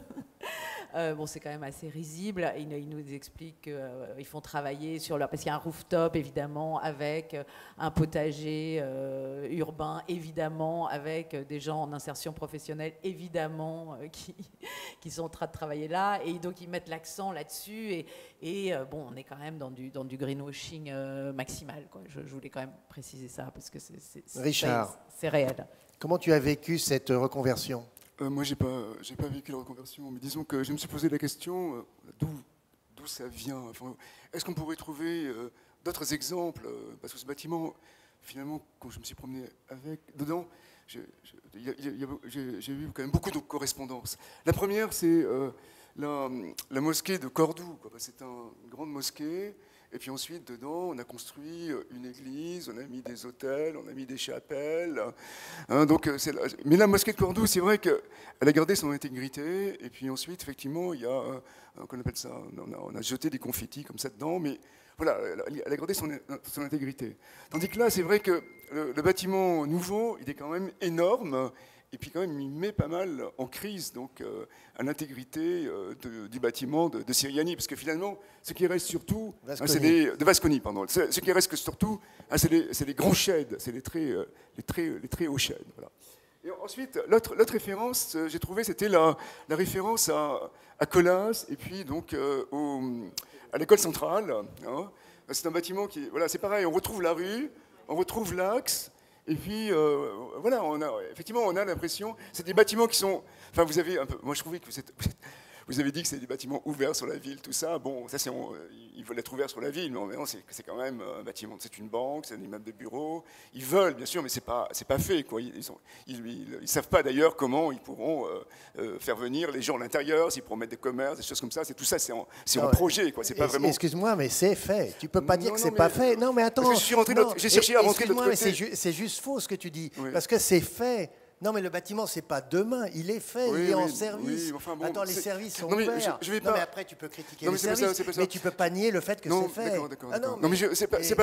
Non, parce que je pense que c'est un projet qui va peut-être un jour faire venir la ville. La ville est dedans. Non, la ville est dedans, oui, c'est vrai. Peut-être pas assez de ton point de vue, mais c'est pas ça. ne dis pas que c'est pas fait. La ville est dedans, parce que la ville est dedans, parce qu'effectivement, il y a la masse dans les bureaux disons, de personnel pour pouvoir animer cette voie. C'est eux les premiers animateurs. Donc peut-être il y a quelques personnes qui vont venir, je ne sais pas, mais tu ne peux pas le traverser de toute façon maintenant. Donc voilà. moi, Si, hier, moi, c'était ouvert. Peu importe. C'est pas là-dessus que je vais fonder mon argumentation. Simplement, c'est vrai que c'est une ville qui est donc... la ville, je trouve que la ville, elle est générée à l'intérieur du bâtiment, et quelque part, c'est le bâtiment lui-même qui la génère par sa propre masse. Voilà. Et en plus, ce que j'ai apprécié aussi, ça c'est peut-être aussi, en regardant, peut-être c'est la référence, peut-être derrière Colas, c'est vrai que quelque part, il y a aussi Herzberger. Ça rappelle aussi un tout petit peu, j'ai trouvé le bâtiment des pensions là, de Herzberger. C'est pareil, il y a des rues avec des restaurants qui sont ouverts. Bon, là, c'est pas... Bien sûr, il y a la volonté d'ouvrir la ville, mais c'est intéressant, dans ces bâtiments, ils veulent ouvrir la ville. Mais quelque part, on le dit comme ça, mais le truc important, c'est pas tant qu'ils ouvrent, qu'ils s'ouvrent vers la ville, c'est qu'ils recréent, voilà. Comme in vitro, la ville à l'intérieur d'eux-mêmes, quoi. Et c'est vrai que, moi, ce que je trouve fascinant, même sur la photo, on le voit un tout petit peu, c'est que quand tu es en bas, c'est vrai que, même si tu as l'impression effectivement d'être dans un espace public, parce qu'il y a des restaurants, il y a une cafétéria, et puis en même temps, tu lèves les yeux et tu vois les gens en train de travailler. Voilà. Et après, bon, pour terminer, c'est vrai que ce que je trouve aussi fascinant, je trouve que ça me rappelle aussi d'autres projets de Colas, c'est que c'est une sorte de bâtiment, disons, skyline. Ça me rappelle le projet que Colas devait faire pour l'hôtel de ville de La Haye, parce que c'était c'était un bâtiment qui dessinait le skyline de la ville. Et là, c'est pareil, le bâtiment, il a son propre skyline, puisqu'il y a le gros bloc de Perrault qui sort, la construction nouvelle qui sort, et puis après, devant, donc, il y a le jeu avec les sheds. Et donc voilà, c'est un bâtiment, c'est vrai que c'est vraiment un bâtiment ville, à la fois de l'extérieur, c'est une ville, voilà, c'est tout, hein, avec des portes, voilà, on peut peut-être rentrer, mais c'est pas ouvert complètement sur la ville. Et puis après, à l'intérieur, donc voilà, c'est un bâtiment qui arrive à créer à l'intérieur de lui-même sa propre urbanité. Oui, ça, je sais que je trouve intéressant de ce bâtiment.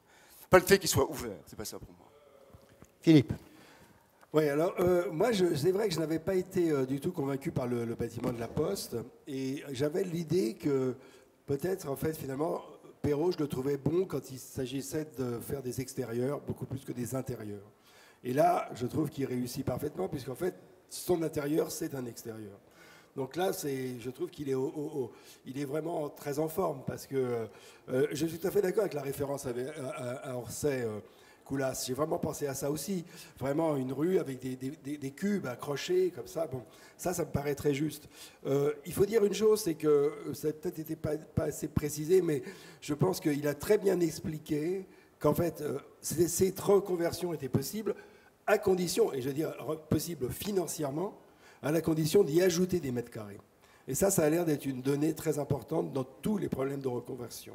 C'est-à-dire que si on veut s'en sortir, il faut quelque part insérer des nouveaux espaces. Bon, c'est ce qui s'est passé là.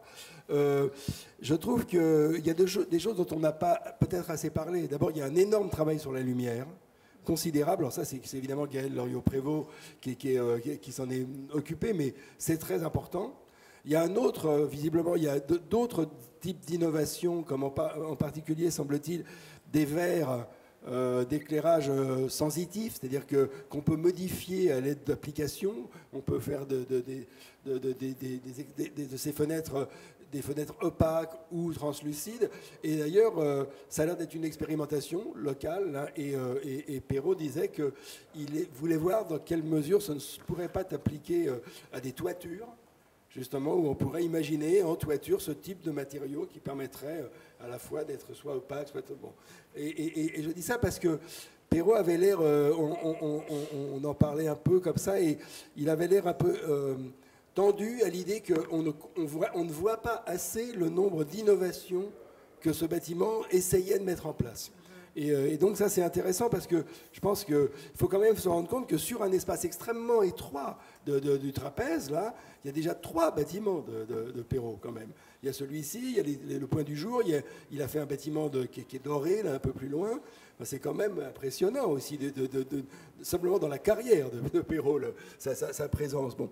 J'ajouterais aussi 2-3 choses. C'est que ce qui est marrant quand même, c'est qu'ils ont donné à l'intérieur des noms d'architectes à toutes les salles, Et pas seulement à Perrault, mais il y a tout le monde, des architectes qui sont des amis de Perrault et qui n'en sont pas.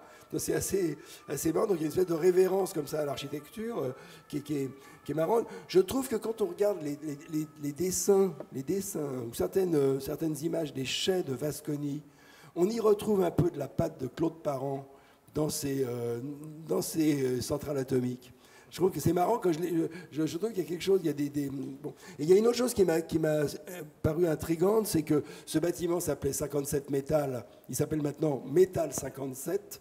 Je ne sais pas bien ce que ça veut dire, je ne sais pas bien pourquoi il y a eu cette inversion, mais elle est intrigante. Et puis alors il y a une chose aussi qu'il faut peut-être rappeler, c'est que entre Vasconi et Perrault, il y a eu Jacob Macferlane, ils ont fait une intervention là qui a disparu de l'histoire absolument. Bon, c'était pas la bonne, visiblement.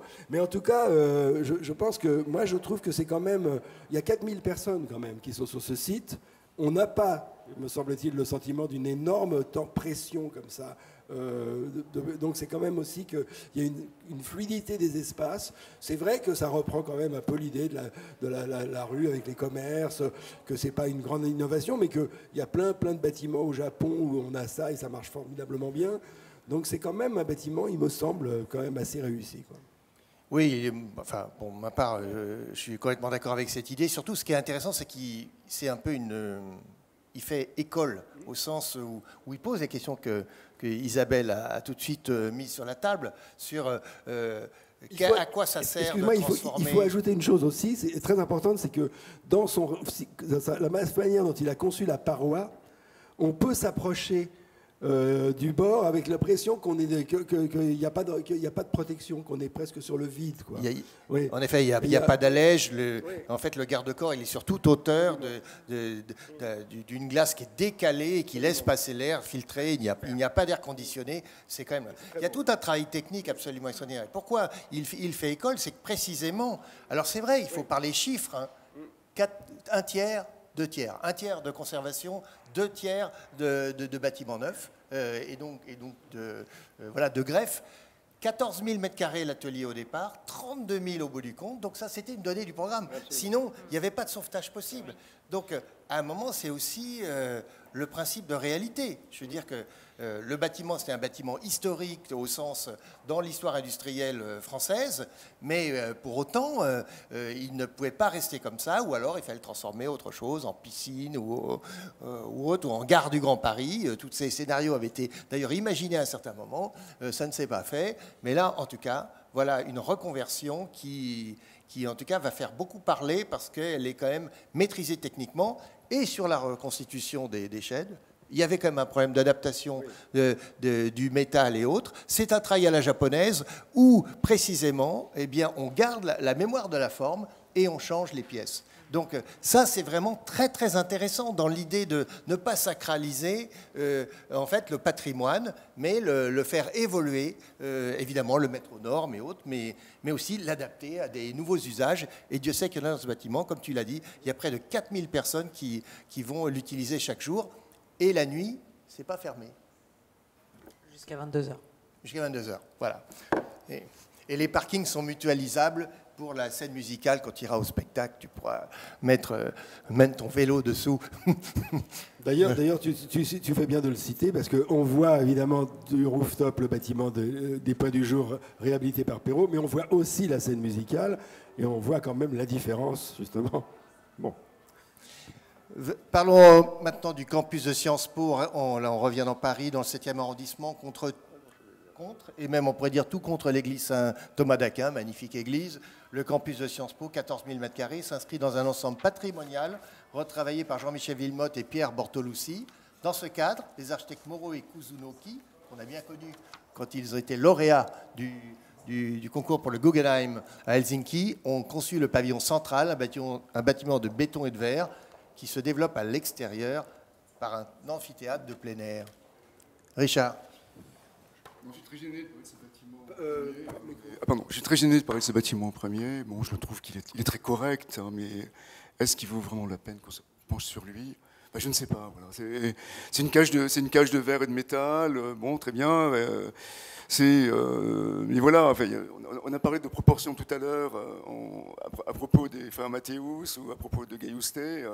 Bon, là, les étages, ils sont tous ils ont tous les mêmes dimensions. Voilà.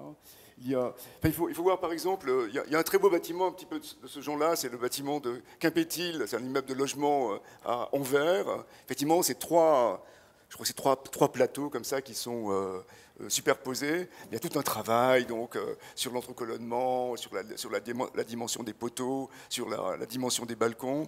En plus, ce sont des balcons. Là, c'est vrai que, voilà, bon, il y a ce rebord là, voilà, qui est intriguant, c'est vrai, mais voilà, c'est un rebord, il ne sert pas de balcon. Qu'est-ce qu'il apporte au bâtiment? C'est vrai que c'est l'idée peut-être principale, hein, mais qu'est-ce qu'il apporte au bâtiment? On peut se poser la question. En plus, il y a une autre idée qui est intéressante, je trouve, parce que c'est le fait que qui justifie d'ailleurs peut-être le rebord, hein, c'est que les fenêtres, donc, elles s'ouvrent, elles pivotent voilà, sur l'extérieur, les vitrages pivotent hein, sur l'extérieur, et c'est vrai que donc c'est comme s'il y avait des lames de verre comme ça qui sortaient du bâtiment. Mais même ce truc-là, je trouve qu'il a provoqué aucune sensation particulière. Parce que c'est un travail, toujours, quand on fait ça, hein, c'est un travail sur le dimensionnement, sur les proportions, voilà, qui n'existe pas là. Voilà. Il y a des idées, hein, et après, bon, voilà, c'est un bâtiment comme un autre. Je trouve qu'il est très honorable, mais je ne pense pas qu'il puisse... Enfin, on ne va pas, disons, dire que c'est quelque chose d'important aujourd'hui à Paris. Donc, on sent qu'il n'aimerait pas être étudiant à Sciences Po. Hein. Bon. Oui. Philippe. Non, mais moi, je partage tout à fait ce que dit Richard. Et d'ailleurs, j'ai même été surpris parce que j'ai eu l'impression que ce bâtiment, en fait, les maîtres d'ouvrage ne savaient pas vraiment à quoi il servait. Et c'est ce qui m'a le plus étonné, parce que bon, alors j'ai cru comprendre que c'était mis à la disposition de sponsors, donc probablement des gens qui donnent pas mal d'argent à Sciences Po, et tant mieux, et pour y faire des espèces de labos de recherche, mais tout ça n'était pas clair du tout. Et j'ai trouvé que la partie souterraine où il y a la cantine, enfin une espèce de ce cafétéria, j'ai quand même pas trouvé ça terrible. Et finalement, ce que j'ai trouvé le mieux, c'était dans les bâtiments anciens, c'était la mise en couleur des murs dans un rose que j'ai trouvé très beau, et il paraît que c'est de Villemotte. Et ça, j'ai trouvé ça très réussi. Mais sinon, non, moi, je suis comme... même en plus, cette descente devant le bâtiment en espalier comme ça, je ne vois pas tellement l'intérêt. Enfin, j'ai pas compris l'intérêt de ce bâtiment, quoi. Voilà. Sophie.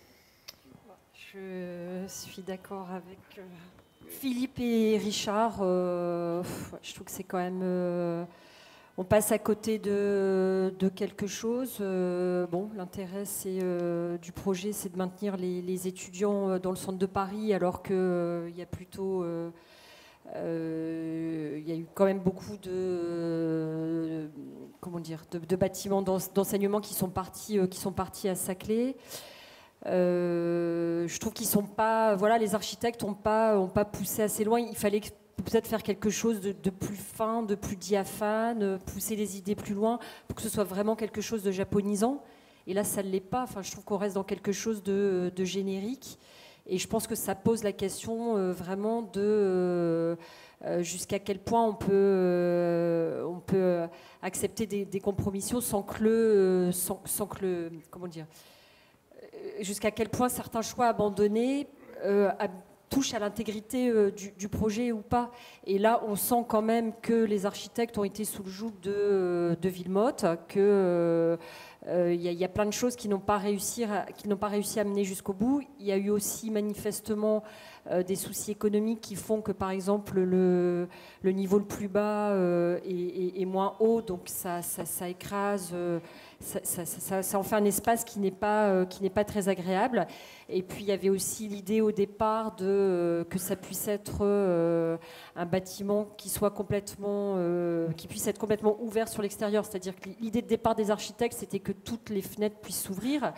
Or, il y en a pas la moitié. Enfin, ça peut pas s'ouvrir entièrement. Donc, ça n'a plus de sens. Ça n'a plus de sens. C'est quelques ouvrants, en plus qui doivent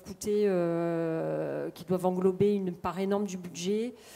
Donc non, Isabelle, pas convaincue du tout. Je suis un peu sur la même ligne. Non, mais ce que je voudrais quand même dire, c'est que pour les étudiants de Sciences Po, si on prend le projet dans son ensemble, c'est quand même un truc complètement dingue. Parce que ils sont installés dans cet ancien noviciat là, du 18e siècle. 18e, crois, oui. Qui est devenu après propriété de l'armée, à la Révolution. L'hôtel de l'artillerie. Voilà. Et donc, c'est un site gigantesque, c'est 3 cours comme ça avec des arcades et un côté très monacal qui ouvrent les unes sur les autres et donc qui participe. En fait, il y a toute une idée de rationalisation du campus de Sciences Po puisque ces dernières années, l'école, c'est un peu à mesure qu'elle se développait, s'est étalée un peu dans tout le quartier. Et il y avait finalement 20 sites différents. Donc maintenant, il n'y en a plus que 12. Avec celui-là qui, avec la rue Saint-Guillaume, c'est le principal. Et tout ça s'inscrit dans la stratégie finalement qui a été mise en place par Richard Descoings à la fois d'internationalisation de l'école. Et donc, il y avait l'idée de faire un grand campus urbain qui soit comparable à celui de LSI à Londres et de NYU à New York. Et sur ce plan-là, c'est hyper réussi. Et comme disait Sophie, ça donne un avantage complètement fou à cette école. Alors que oui, on n'allait quand même pas l'envoyer à Saclay, là. Mais sinon, il y a Condorcet, il y a le campus Condorcet que j'ai visité. Enfin, franchement, ça donne envie de se creuser la tête sur comment je vais faire pour faire mes études à Sciences Po. Quoi. Parce que c'est vrai que c'est génial. Quoi. Et là, il y a en plus la cohésion qui a été trouvée parce qu'ils ont par ailleurs récupéré les anciens locaux de l'ENA qui sont rue de l'Université derrière. Et ce site-là, particulier, communique maintenant avec le 13 rue de l'Université. Bon, donc il y a quand même une opération urbaine géniale et dans un site qui est à la fois dans les plus beaux quartiers de Paris, à côté de Sciences Po et qui est en plus magnifique. Hein, c'est une architecture superbe. Alors après... ce bâtiment-là, moi je trouve quand même qu'il s'inscrit quitte à faire un bâtiment moderne dans cet ensemble classique, ça s'inscrit plutôt bien, c'est quand même assez élégant, il y a une espèce de contrepoint comme ça, d'une architecture assez fine, épurée, technologique, un peu dans un béton assez fin, du métal, bon. Ça fonctionne plutôt, je trouve, mais le problème, c'est effectivement que... le gros problème, c'est qu'effectivement, c'est un bâtiment qui ne sert à rien à part valoriser un sponsor. Et ça, il me semble que c'est un symptôme de cette internationalisation, ça veut dire américanisation, ça veut dire... Il y a un incubateur de start-up quand même à un étage. On sent qu'il n'y a pas vraiment de... Enfin, on est dans la néolibéralisation quand même de Sciences Po, et ce bâtiment en est le signe, et il en est d'autant plus le signe que la maîtrise d'ouvrage a été déléguée à un promoteur, et c'est le promoteur qui a un peu serré les cordons de la bourse, et qui a fait que normalement, il voulait creuser plus profond l'étage du dessous, et ils n'ont pas pu le faire pour des raisons d'économie, donc c'est pour ça qu'il est si raté, cet étage du dessous. Et qu'il y a tout un tas de choses comme ça. C'est pour ça qu'ils ont radiné aussi sur la végétalisation. Donc si ça avait été un peu généreux, ces marches-là, et si ça avait été un peu riche en végétalisation, ça aurait pu avoir une certaine gueule. Là, c'est vrai que ça ressemble à pas grand-chose. Et on se dit que c'est quand même dommage d'avoir fait quelque chose qui a coûté autant d'argent, parce que le foncier, c'est même pas la peine de faire un dessin, c'est un investissement monstrueux qu'ils ont fait, sans doute grâce à ce fameux McCourt, qui est un sponsor de sport très célèbre, hein, c'est un Américain. Bon, voilà. Mais là, ils ont fait ça finalement en sacrifiant un peu l'architecture, quoi. C'est en sachant pas trop ce qu'ils faisaient et puis en radinant un peu sur l'architecture et le paysage. Donc bon, c'est pas grave, hein, mais c'est un peu dommage. Trop générique, donc on a bien dit. Donc on va vite filer dans le 13e, on va prendre la ligne 6, hein, je vous propose. Parce que la ligne 6, à un moment, eh bien, elle vous amène dans des endroits que vous ne pouvez pas connaître, parce que c'est le poste de commandement de la ligne 6. Et là, au pied de la tour Albert, eh bien, il y avait un bâtiment de bureau des années 50, j'allais dire poteau-poutre, pardon non, je crois que c'est bien les années 50, mais il aurait pu être des années 70 aussi. Et en fait, ce bâtiment tertiaire très banal vient d'être transformé lui aussi. Alors là, on ne peut pas parler de reconversion, quoique. Il y a les architectes Data ont gardé le squelette, en fait, le principe du squelette, et ont changé la structure, justement, en développant un porte-à-faux sur l'arrière. Alors l'arrière, c'est quand même assez incroyable, parce que ce sont des logements sociaux, et les gens qui habitent là, eh bien non seulement ils ont déjà une petite séquence architecturale. Albert, Perret, Siriani, ça c'est pour les initiés qui sont ici. Mais ils ont un peu plus loin, on pourrait presque dire, pas tout Paris, mais on a un grand Paris, large, profond, magnifique et autres. Voilà. Et c'est dans cet univers que les architectes ont opéré. Et comme ils disent si bien, on est dans des combattants de l'ordinaire, là, parce que là, on n'est pas du tout dans le spectaculaire. On est, ce bâtiment, il aurait très bien pu partir à la casse, et justement pas. Sophie. Alors, moi j'ai trouvé que c'était vraiment une démarche intéressante de préserver l'existant et donc de venir travailler sur une nouvelle structure en ajoutant deux niveaux et en retravaillant sur l'épaisseur du bâtiment. Ils parviennent à tout concentrer sur la même parcelle originelle. Alors que si on regarde un peu les autres résultats, les autres propositions des autres participants au concours, il y en avait quand même pas mal qui s'étalaient sur la parcelle. Et donc, eux ont privilégié, donc au sol, on a cette espèce d'univers absolument incroyable en plein Paris, puisqu'on a les halles de métro. Oui. Et donc le fait de venir travailler sur l'existant et d'être dans des contraintes aussi fortes font que ça va générer des plans de logement qui sont extrêmement singuliers. Donc particulièrement côté rue, ils ont déplacé les architectes ont déplacé les noyaux de circulation, mais il reste quand même une assez fine bande en façade. Et donc ils installent des logements qui sont très fins, mais tout en longueur, et en plus bordés par une immense terrasse filante. Donc c'était quand même un exploit de réussir à convaincre un maître d'ouvrage de sortir complètement des carcans classiques du logement. Donc finalement, c'est la contrainte de départ qui génère des plans qui sont extrêmement intéressants. Et puis après, c'est un bâtiment qui a plein d'autres qualités. Alors aussi dans ce qu'il propose dans la relation à la rue. Bon, déjà, ça maintient une ambiguïté sur la fonction. Est-ce que c'est du logement? Est-ce que c'est du bureau? Sachant qu'à l'origine, c'était du bureau. Donc c'est cette ambiguïté-là qui est intéressante. Et puis, moi, je trouve que c'est une fausse banalité parce qu'il y a quand même un travail sur les façades que j'ai trouvé vraiment bien. Il préserve ce côté années 50 avec le parement en béton qui est gris, un peu rompu, bleu ciel. Donc, c'est couleurs typiques des années 50. Et ça, j'ai trouvé que c'était vraiment très beau. Richard. Oui, moi, je trouve ça fascinant parce que ça ressemble à une villa de Neutra, quoi, voilà. Et pourtant, c'est du logement social. Et c'est vrai que tout repose... Une villa de Neutra à Paris, fantastique. Ouais, bien sûr, mais ouais, fantastique. Bien sûr. Et surtout, si tu veux, tout repose sur le double encorbellement là, qui marque le pignon principal. Et voilà, tout ça donne la teneur du bâtiment.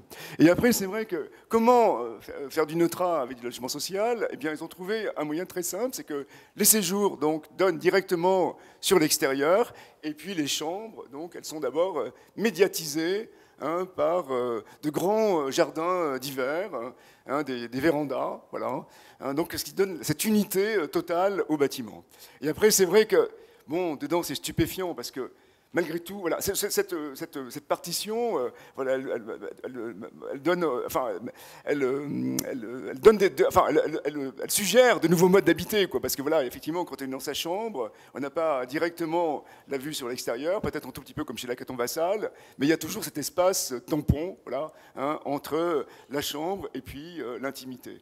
Et c'est vrai que le plan, il est dément. C'est vrai, en plus, c'était con. J'ai oublié de le regarder en arrivant parce que j'avais oublié qu'on devait parler de ce bâtiment. Mais le plan, il est dément parce que c'est comme... voilà, tu vois, en général, quand on fait un projet, donc on prend un étage et puis on raisonne par appartement, on le partitionne comme ça. Là, pas du tout, quoi. Hein, c'est la pièce qui fait l'unité. Donc la cuisine, c'est une unité, c'est un bloc. Très souvent, effectivement, la cuisine, elle est excentrée. Pour là encore, comme vous en parlez tout à l'heure, là, pour créer des diagonales. Et donc quand on rentre, on a dans la diagonale la cuisine, après dans la diagonale le séjour et la serre, et qui donne effectivement une impression totale d'espace, qui amplifie, voilà, une impression totale d'espace. Voilà. Voilà, même si les chambres, parfois, on peut dire qu'elles sont un tout petit peu petites, mais il n'y a aucun problème parce que, justement, le fait justement de prendre la pièce comme unité, hein, on sort du carcan, on sort du rectangle, merci. Et donc, ça donne une impression, voilà, d'espace, enfin pas d'espace, mais de profondeur, voilà, qui est totalement extraordinaire. Donc, très bon travail sur le plan. Oui, excellent travail sur le plan. Voilà. Petit clin d'œil à Lacaton Vassal au passage, quand même. Quand même. Non, mais parce que... non, mais bien citer des références. Oui, non, mais je pense que là... Tu l'as effleuré sans le dire. Bien sûr. Non, mais Lacaton Vassal, non, mais excuse-moi, parce que là, c'est... Non, là, et on va passer la parole à Isabelle. À du buisson aussi. Non, mais la question, non, juste un truc.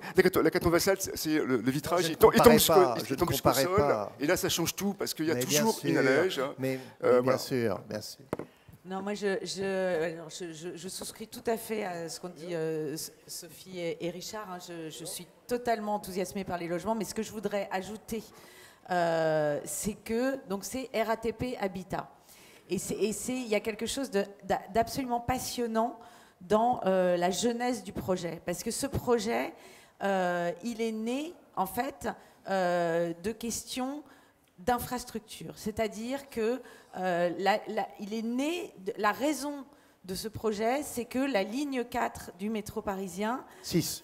La ligne 6 la ligne 4 du métro parisien s'automatise. La ligne 4 du métro parisien s'automatise. Donc, les anciennes rames de la ligne 4 vont aller sur la ligne 6. La ligne 4, elle, va récupérer les rames de la ligne 14, qui, elle, va avoir droit à avoir de nouvelles rames. D'accord ? Mais en récupérant, parce que la ligne 6 est plus ancienne que la ligne 4. Et, non, mais la ligne, mais ça m'a passionné. La ligne 6 est plus ancienne que la ligne 4, donc elle va récupérer le matos de la ligne 4, mais le matos de la ligne 4, il n'est pas compatible avec les rails de la ligne 6. Non, mais tout est récupération dans ce... Mais calmez-vous. C'est notre thème. Donc, il faut changer les rails. Il faut changer les rails parce qu'ils ne sont pas à la bonne taille, ce qui fait que l'atelier de maintenance qui est en bas de l'immeuble doit être transformé parce qu'il est plus compatible avec les futurs rails qui vont devoir accueillir le matos de la ligne 4. Donc un atelier qui malheureusement n'a pas été traité par data parce que la proximité il aurait pu être gérée d'une manière un peu différente. Sans doute. Mais donc ils ont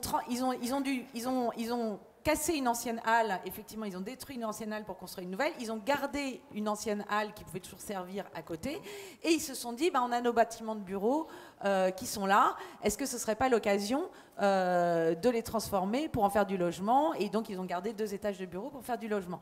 Et pourquoi ils font ça ? Parce qu'aujourd'hui, par ailleurs, dans 2 ans, les bus parisiens vont être ouverts à la concurrence, et donc la RATP doit un peu changer son modèle économique parce qu'elle est un peu poussée aux fesses là, par la concurrence qui arrive. Et donc, ils vont se développer de plus en plus dans le logement et ils vont valoriser leur foncier. Ils ont un foncier énorme. Et donc, finalement, aujourd'hui, ils ont décidé de penser la moindre opération infrastructurelle, la moindre opération de rénovation, de toujours la penser comme un possible moteur de création de logements ou de transformation du foncier et tout. Et ça, moi, je trouve ça absolument génial. Parce qu'il y a un côté ville, machine, complètement. On est comme dans, je sais pas, l'espèce de formidable bâtiment du voyage de Chihiro, là, avec en bas le vieux là, qui met le charbon, et puis tous les étages qui fonctionnent, et tout en découle, quoi. Et en plus, c'est parler de l'hackathon Vassal, mais c'est vraiment la manière de construire la ville sur la ville, mais aussi de rentrer dans les dents creuses, dans les brèches. Et ça, pour moi, ça évoque beaucoup le plus, là, le plan qu'ils avaient fait avec Frédéric Duhaut. Et bon, après, effectivement, il y a aussi les jardins d'hiver qui peuvent rappeler, mais on est quand même dans une philosophie, je trouve, générale, qui fait écho fortement à l'hackathon Vassal, et dans cette idée vraiment de la RATP, ce qui se passe en sous-sol et cette infrastructure qui va déterminer ce qui se passe en haut et comment on transforme la ville. Et moi, j'adore. Alors, on va rester sur les rails. On va aller très vite dans le 19e arrondissement pour parler de la ferme du rail. Donc, c'est l'un des projets de Réinventer Paris, je le rappelle, sur le parcours de la Petite Ceinture, une ligne de chemin de fer, comme vous le savez tous, désaffectée aujourd'hui. Donc, on est dans le 19e arrondissement, rue de l'Ourcq, un ancien site d'une casse de voitures dont le sol était très pollué, comme on peut l'imaginer, qui s'est transformé en un site d'agriculture urbaine. Ce projet écologique et social articule 2 bâtiments autour d'un lieu de maraîchage en contrebas de l'ancienne voie. D'un côté, un restaurant coiffé d'une serre de production agricole, et de l'autre, un bâtiment de 15 logements sociaux dont le toit est également équipé pour la culture. Au total, un ensemble assez ouvert sur le quartier, n'est-ce pas, Philippe ? Oui, alors c'est très gentil de me passer la parole sur cette question. Moi, bon, résumons. Je trouve que le projet social est très intéressant et très... Enfin, on ne peut que le soutenir et le trouver formidable. Je trouve que le résultat architectural n'a pas grand intérêt, à mon sens. Voilà. Donc, et évidemment, derrière ça, ça pose un autre problème. C'est que ça fait un moment qu'on en parle. C'est un peu ce qui nous torture en ce moment, c'est que on assiste en ce moment, dans tous les jurys auxquels on peut participer, à une espèce de raz-de-marée du discours, qui est un discours construit uniquement sur le vertueux, l'écologique, le local, le bas carbone. Enfin, on a tous les éléments excellents d'une architecture qui serait respectueuse de l'environnement. Et puis, on oublie de discuter de la forme des bâtiments et des bâtiments qu'on nous propose. Et alors, l'autre fois, j'ai vu ça encore, je ne citerai pas quel jury, mais enfin, on était en plein dedans. Et j'ai eu l'impression d'être face à des gens qui diraient, bon, d'accord, la nourriture qu'on vous fournit, elle est vraiment dégueulasse, le cuisinier est vraiment nul, mais tous les produits sont vraiment excellents, il n'y a pas de doute. Mais évidemment, bon, il se trouve qu'il ne sait pas cuisiner, mais ce n'est pas grave, on s'en fout. Ce qui est important, c'est que tout est sain. Voilà, et on est là-dedans. Alors, je dis pas que ce bâtiment est indigent, hein, mais je trouve que c'est pas une architecture exceptionnelle, quoi. Voilà. Isabelle, j'imagine que... Moi, oui, certes, c'est pas exceptionnel, mais je trouve quand même que le projet est extrêmement réussi pour être... installé sur une parcelle qui était très petite, se révéler quand même, il y a quelque chose bon, c'est aussi la parcelle qui veut ça, mais c'est vrai que pour accéder à cette ferme du rail, on passe justement sous les rails de la Petite Ceinture par un petit tunnel, et là on arrive devant ce jardin potager avec donc un premier bâtiment qui est un bâtiment de logement de relativement faible hauteur, parce que une des caractéristiques du site, c'est que le PLU était particulièrement contraint sur la hauteur, ce qui faisait que il y avait finalement pas de projet immobilier qui avait pu trouver une rentabilité, et que c'est finalement les caractéristiques sociales de ce projet, et puis le bail particulier qu'ils ont donné qui a fait qu'ils ont pu construire et trouver une économie.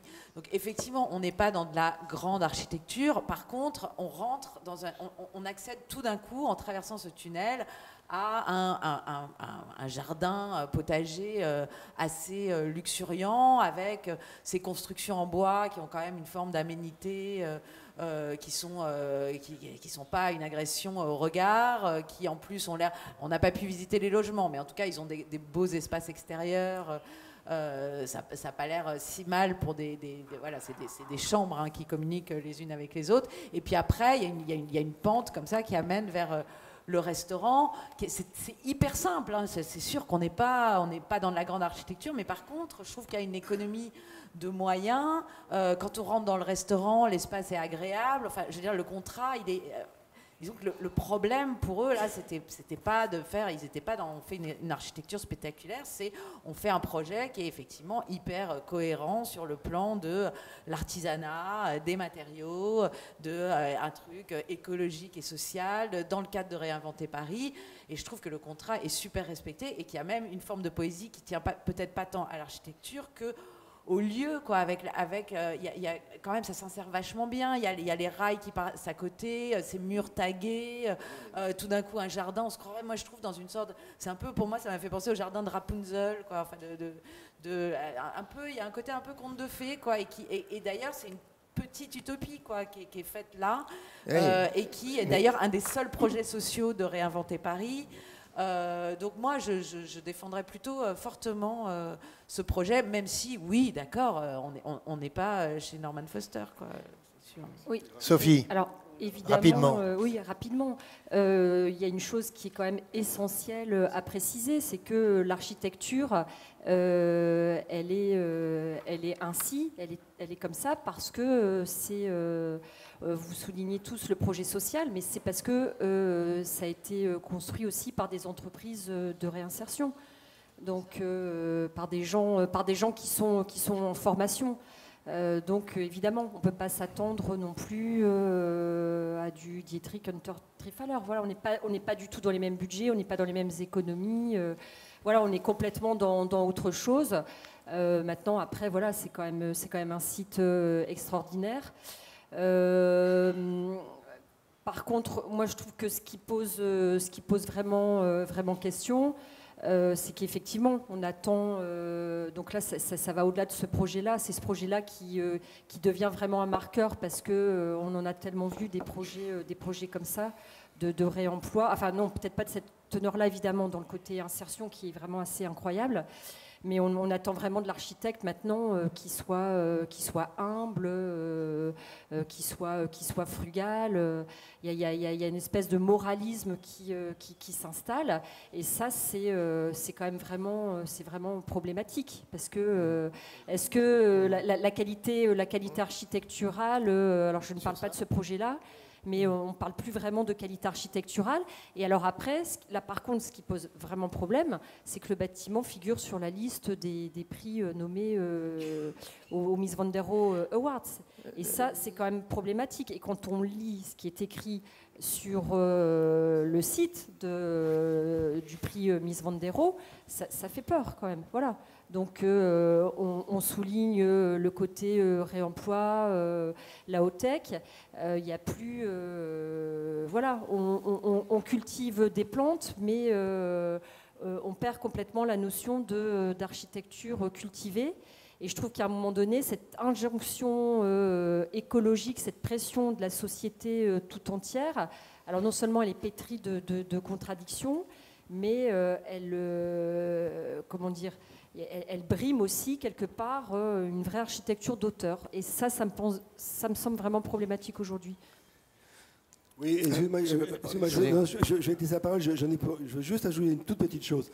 C'est que, c'est évidemment, ces architectures, elles posent un autre problème. C'est que, au fond, ce sont des architectures qui ne devraient pas durer. C'est-à-dire qu'en ce moment, il y a une espèce de fascination pour la cabane. Bruce Beggood dit remarquablement ce que c'est la hutte finale. Il dit ça. Et il y a ce côté, cette fascination pour les architectures qui sont faites dans des matériaux qui vont se revégétaliser, qui en gros vont disparaître et ne feront pas de ruines. Et c'est quand même très intriguant, une société où de plus en plus on met en avant comme ça des architectures qui ne devraient pas durer. Voilà. Il ne faut quand même pas déconner, c'est pas le Panthéon, quoi. C'est du logement. Donc, tu vois. Et moi, je trouve que ce qui est intéressant dans ce projet, d'ailleurs, Je pourrais presque faire une comparaison avec Perrault, parce que Perrault, quelque part, son projet, il est très oulipien, quoi. Parce qu'il y avait des règles, tu vois. Il fallait préserver, donc, première règle, il fallait préserver, comment il s'appelle, Vasconi. Après, il fallait construire plein de mètres carrés pour que les promoteurs puissent se remplir les poches. Après, il fallait pas mettre de la brique au sol, etc. Donc, il y a tout un ensemble de règles qui a quelque part, disons, créé ou défini le bâtiment de Perrault. Et là, je trouve que c'est pareil, quoi. Tu vois, il y a tout un ensemble de règles, elles sont hyper élaborées, voilà, puisque tu ne dois pas prendre des matériaux dans un rayon de plus de 30 km, tu dois utiliser du bois, en plus, ce qui est très intéressant aussi, c'est que dans ce cas-là, ils ont un bail amphithéotique, et donc de 40 ans, et donc dans 40 ans, la mairie peut très bien dire, bon maintenant vous vous cassez, vous avez bien rigolé, mais on reprend le terrain, et on peut construire autre chose. Tout ça, hein, ce sont les règles, il fallait faire... comment ? Non, mais c'est pas ça ce que tu dis. Non, mais je te dis d'une manière différente, si tu veux. Je ne te contredis pas, c'est pas du tout, tu as raison. Chacun a raison. Chacun doit produire un raisonnement et faire une critique du projet, tu vois. Et après, quand tu parles, je ne sais pas, excuse-moi, quand tu dis que ça ne fait pas de bruit, etc., moi je le vois autrement. Je le vois comme une règle, si tu veux. Et cette règle, eh bien, elle rentre dans la création du projet. Et tout ça aussi, ça me fait penser à un truc, c'est, si tu veux, l'architecture vernaculaire, tu vois, voilà, par exemple. Hein. Tout le monde aime ça, l'architecture, comme dirait l'autre, du temps perdu, le temps dont on n'a plus connaissance parce qu'il est complètement passé. Quelque part, c'est comme ça, c'est que des règles. Si tu veux faire ta maison, tu vas, d'abord, peut-être c'est ton oncle qui va te filer les pierres de la sienne ou de sa cabane, donc tu vas partir de là. Après, tu vas travailler le soir de 6h à 7h parce que tu travailles au champ, sinon tu ne pourras pas construire ta maison autrement. Tu es obligé d'avoir un système de relations, parce que toute ta famille va venir t'aider pour construire ta maison. Et c'est comme ça que tu construis les villages vernaculaires. Et quand tu vois l'architecture vernaculaire, je venais, je sais pas, dans les zones maritimes, là, dans les petits villages, mais tout est parfait, quoi, tu vois. T'as rien à dire. Et en plus, il y a de l'invention, tu vois. Et là, je trouve que c'est exactement la même chose, tu vois. Tout est contrôlé, tout est défini, comme dans un poème olympien. Et putain, en plus, t'as de l'invention, voilà. Parce que la serre, bon, tu vois, le bois, il y a des grands portiques, les portiques décroissent, et puis même la manière dont la serre vient se positionner sur le restaurant, je trouve ça très bien. Je trouve ça très savant, très intelligent. Parce que le vernaculaire, justement, ça n'exclut pas, voilà, tu vois, l'invention et puis l'intelligence du créateur. La grosse différence, c'est l'architecture hors sol, avec le monde dont tu parles. Ça n'a rien à voir. Rien à voir. Entre le monde vernaculaire dont tu me parlais tout à l'heure, avec ce village merveilleux, où tu as des champs, et cette architecture-là, où tu as de la production potagère hors sol, on est dans un autre monde. On ne parle pas de la même chose. Tu ne peux pas dire que c'est la même chose. Mais excuse-moi, tu n'as jamais vécu à la campagne, c'est pas possible. Hein, les paysans, ils cultivent aussi dans des serres, tu vois. Je suis désolé, mais c'est comme ça, tu vois. Bon, en tout état de cause, ce projet est quand même très très intéressant dans la démarche qui est appliquée là. Là, on pourrait parler d'un démonstrateur. Excuse-moi, le vernaculaire, je dis franchement, tu construis dans une maison, dans les zones de présence, tu n'as pas les mêmes règles. Mais je viens de dire, aujourd'hui, laissez-moi parler. Quand tu construis une maison en Haute-Provence, tu n'as pas les mêmes règles que quand tu construis ici. C'est pas ça. L'important, c'est pas d'avoir les mêmes règles, tu vois. C'est d'avoir tout un ensemble de règles hyper contraignantes. Mais les règles, tu peux les lister, c'est sidérant, tu vois. Sophie, une dernière intervention. Oui, quand même. Moi, ce que je trouve aussi très très intéressant dans l'intervention des architectes, c'est que, donc rappelons que c'était dans le Grand 8 avec Clara Simet. Voilà, Clara Simet. Ça s'inscrit dans le Réinventer Paris, où on a vu quand même pléthore de salades vertes. Et là, il y a vraiment un projet... d'activité qui est adjointe à la plantation. Et s'il n'y a pas ça, ça ne marche pas. On sait très bien que les plantations en ville, s'il n'y a pas un entretien derrière et un projet derrière, ça ne marche pas. On en a vu, des toitures plantées, des potagers sur les toits, et puis au bout d'un an, c'est complètement sec parce que c'est pas entretenu. Voilà, donc... Je trouve que ça, Non, mais là c'est la ville productive. On avait ici parlé des fermes verticales à Romainville de Lily Melgo. C'est la même idée. On pourrait parler aussi du travail d'Ouli Zeher, je veux dire, à Saint-Denis. Il y a énormément de choses comme ça. Donc il y a un mouvement qui est en place. Mais là, il y a deux questions. Attendez, parce que tu as parlé de deux choses. Tu as parlé du prix Bisondero. Ce qui est assez intéressant, c'est que précisément, c'est la première fois que des projets de ce type arrivent en finale. Donc là, il se passe vraiment quelque chose par rapport à ce qui, théoriquement, le prix Bisondero, c'est l'excellence dans l'architecture. Alors l'excellence, elle peut être aussi dans la démarche. Et c'est ça que ça prouve. En fait, ce qui est très intéressant dans cette affaire, c'est que dans le même temps et dans les finalistes, il y avait aussi un projet de coopérative de logement à Barcelone, fait par des jeunes architectes qui habitent même ces logements, qui s'appelle la Borda, la Colle. Très, très intéressant. Je vous invite tous à aller visiter ça. Vraiment très intéressant dans la façon de construire le logement et même de le produire, de faire que les conditions de l'architecture vont exister. Et puis, je voudrais citer aussi le lead chez Actes Sud de Clara Simet et Philippe Simet, précisément qui raconte toute la démarche et autres, toute une histoire à la fois écologique et solidaire. Après, on peut, les remarques sur la ruine, c'est tout à fait intéressant. Ça mériterait même presque un colloque sur cette question. Mais ça veut dire que donc tu trouves normal que ces démarches-là se retrouvent au même niveau que des bâtiments sur le prix de Non, j'ai souligné une évolution là, c'est la première fois que ça arrive. Mais tu vois, par exemple, les poètes oulipiens, qu'est-ce qu'ils font quoi? Ils écrivent pas des poèmes, ils écrivent des règles, tu vois. Et elles, c'est pareil. Donc, elles écrivent des règles. Et en plus, les règles sont infinies parce que, effectivement, en plus, la construction, c'est aussi un chantier de réinsertion. Et il y a aussi un travail, sur à la fois effectivement sur, disons, des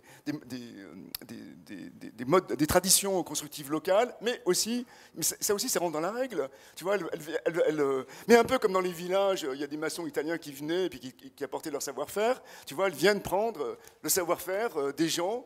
Qui savent donc faire des murs en pierre sèche, et le mec il fait son mur en pierre sèche, et puis en même temps donc il apprend et il réinsère les gens qui veulent faire comme lui des murs en pierre sèche. Voilà, c'est comme ça. Mais ça existe, ça existe. Moi j'ai jamais aimé la poésie de Loulipo, donc on parle pas de la même chose. Moi ça a toujours fait chier. Là ça te plaît, tant mieux.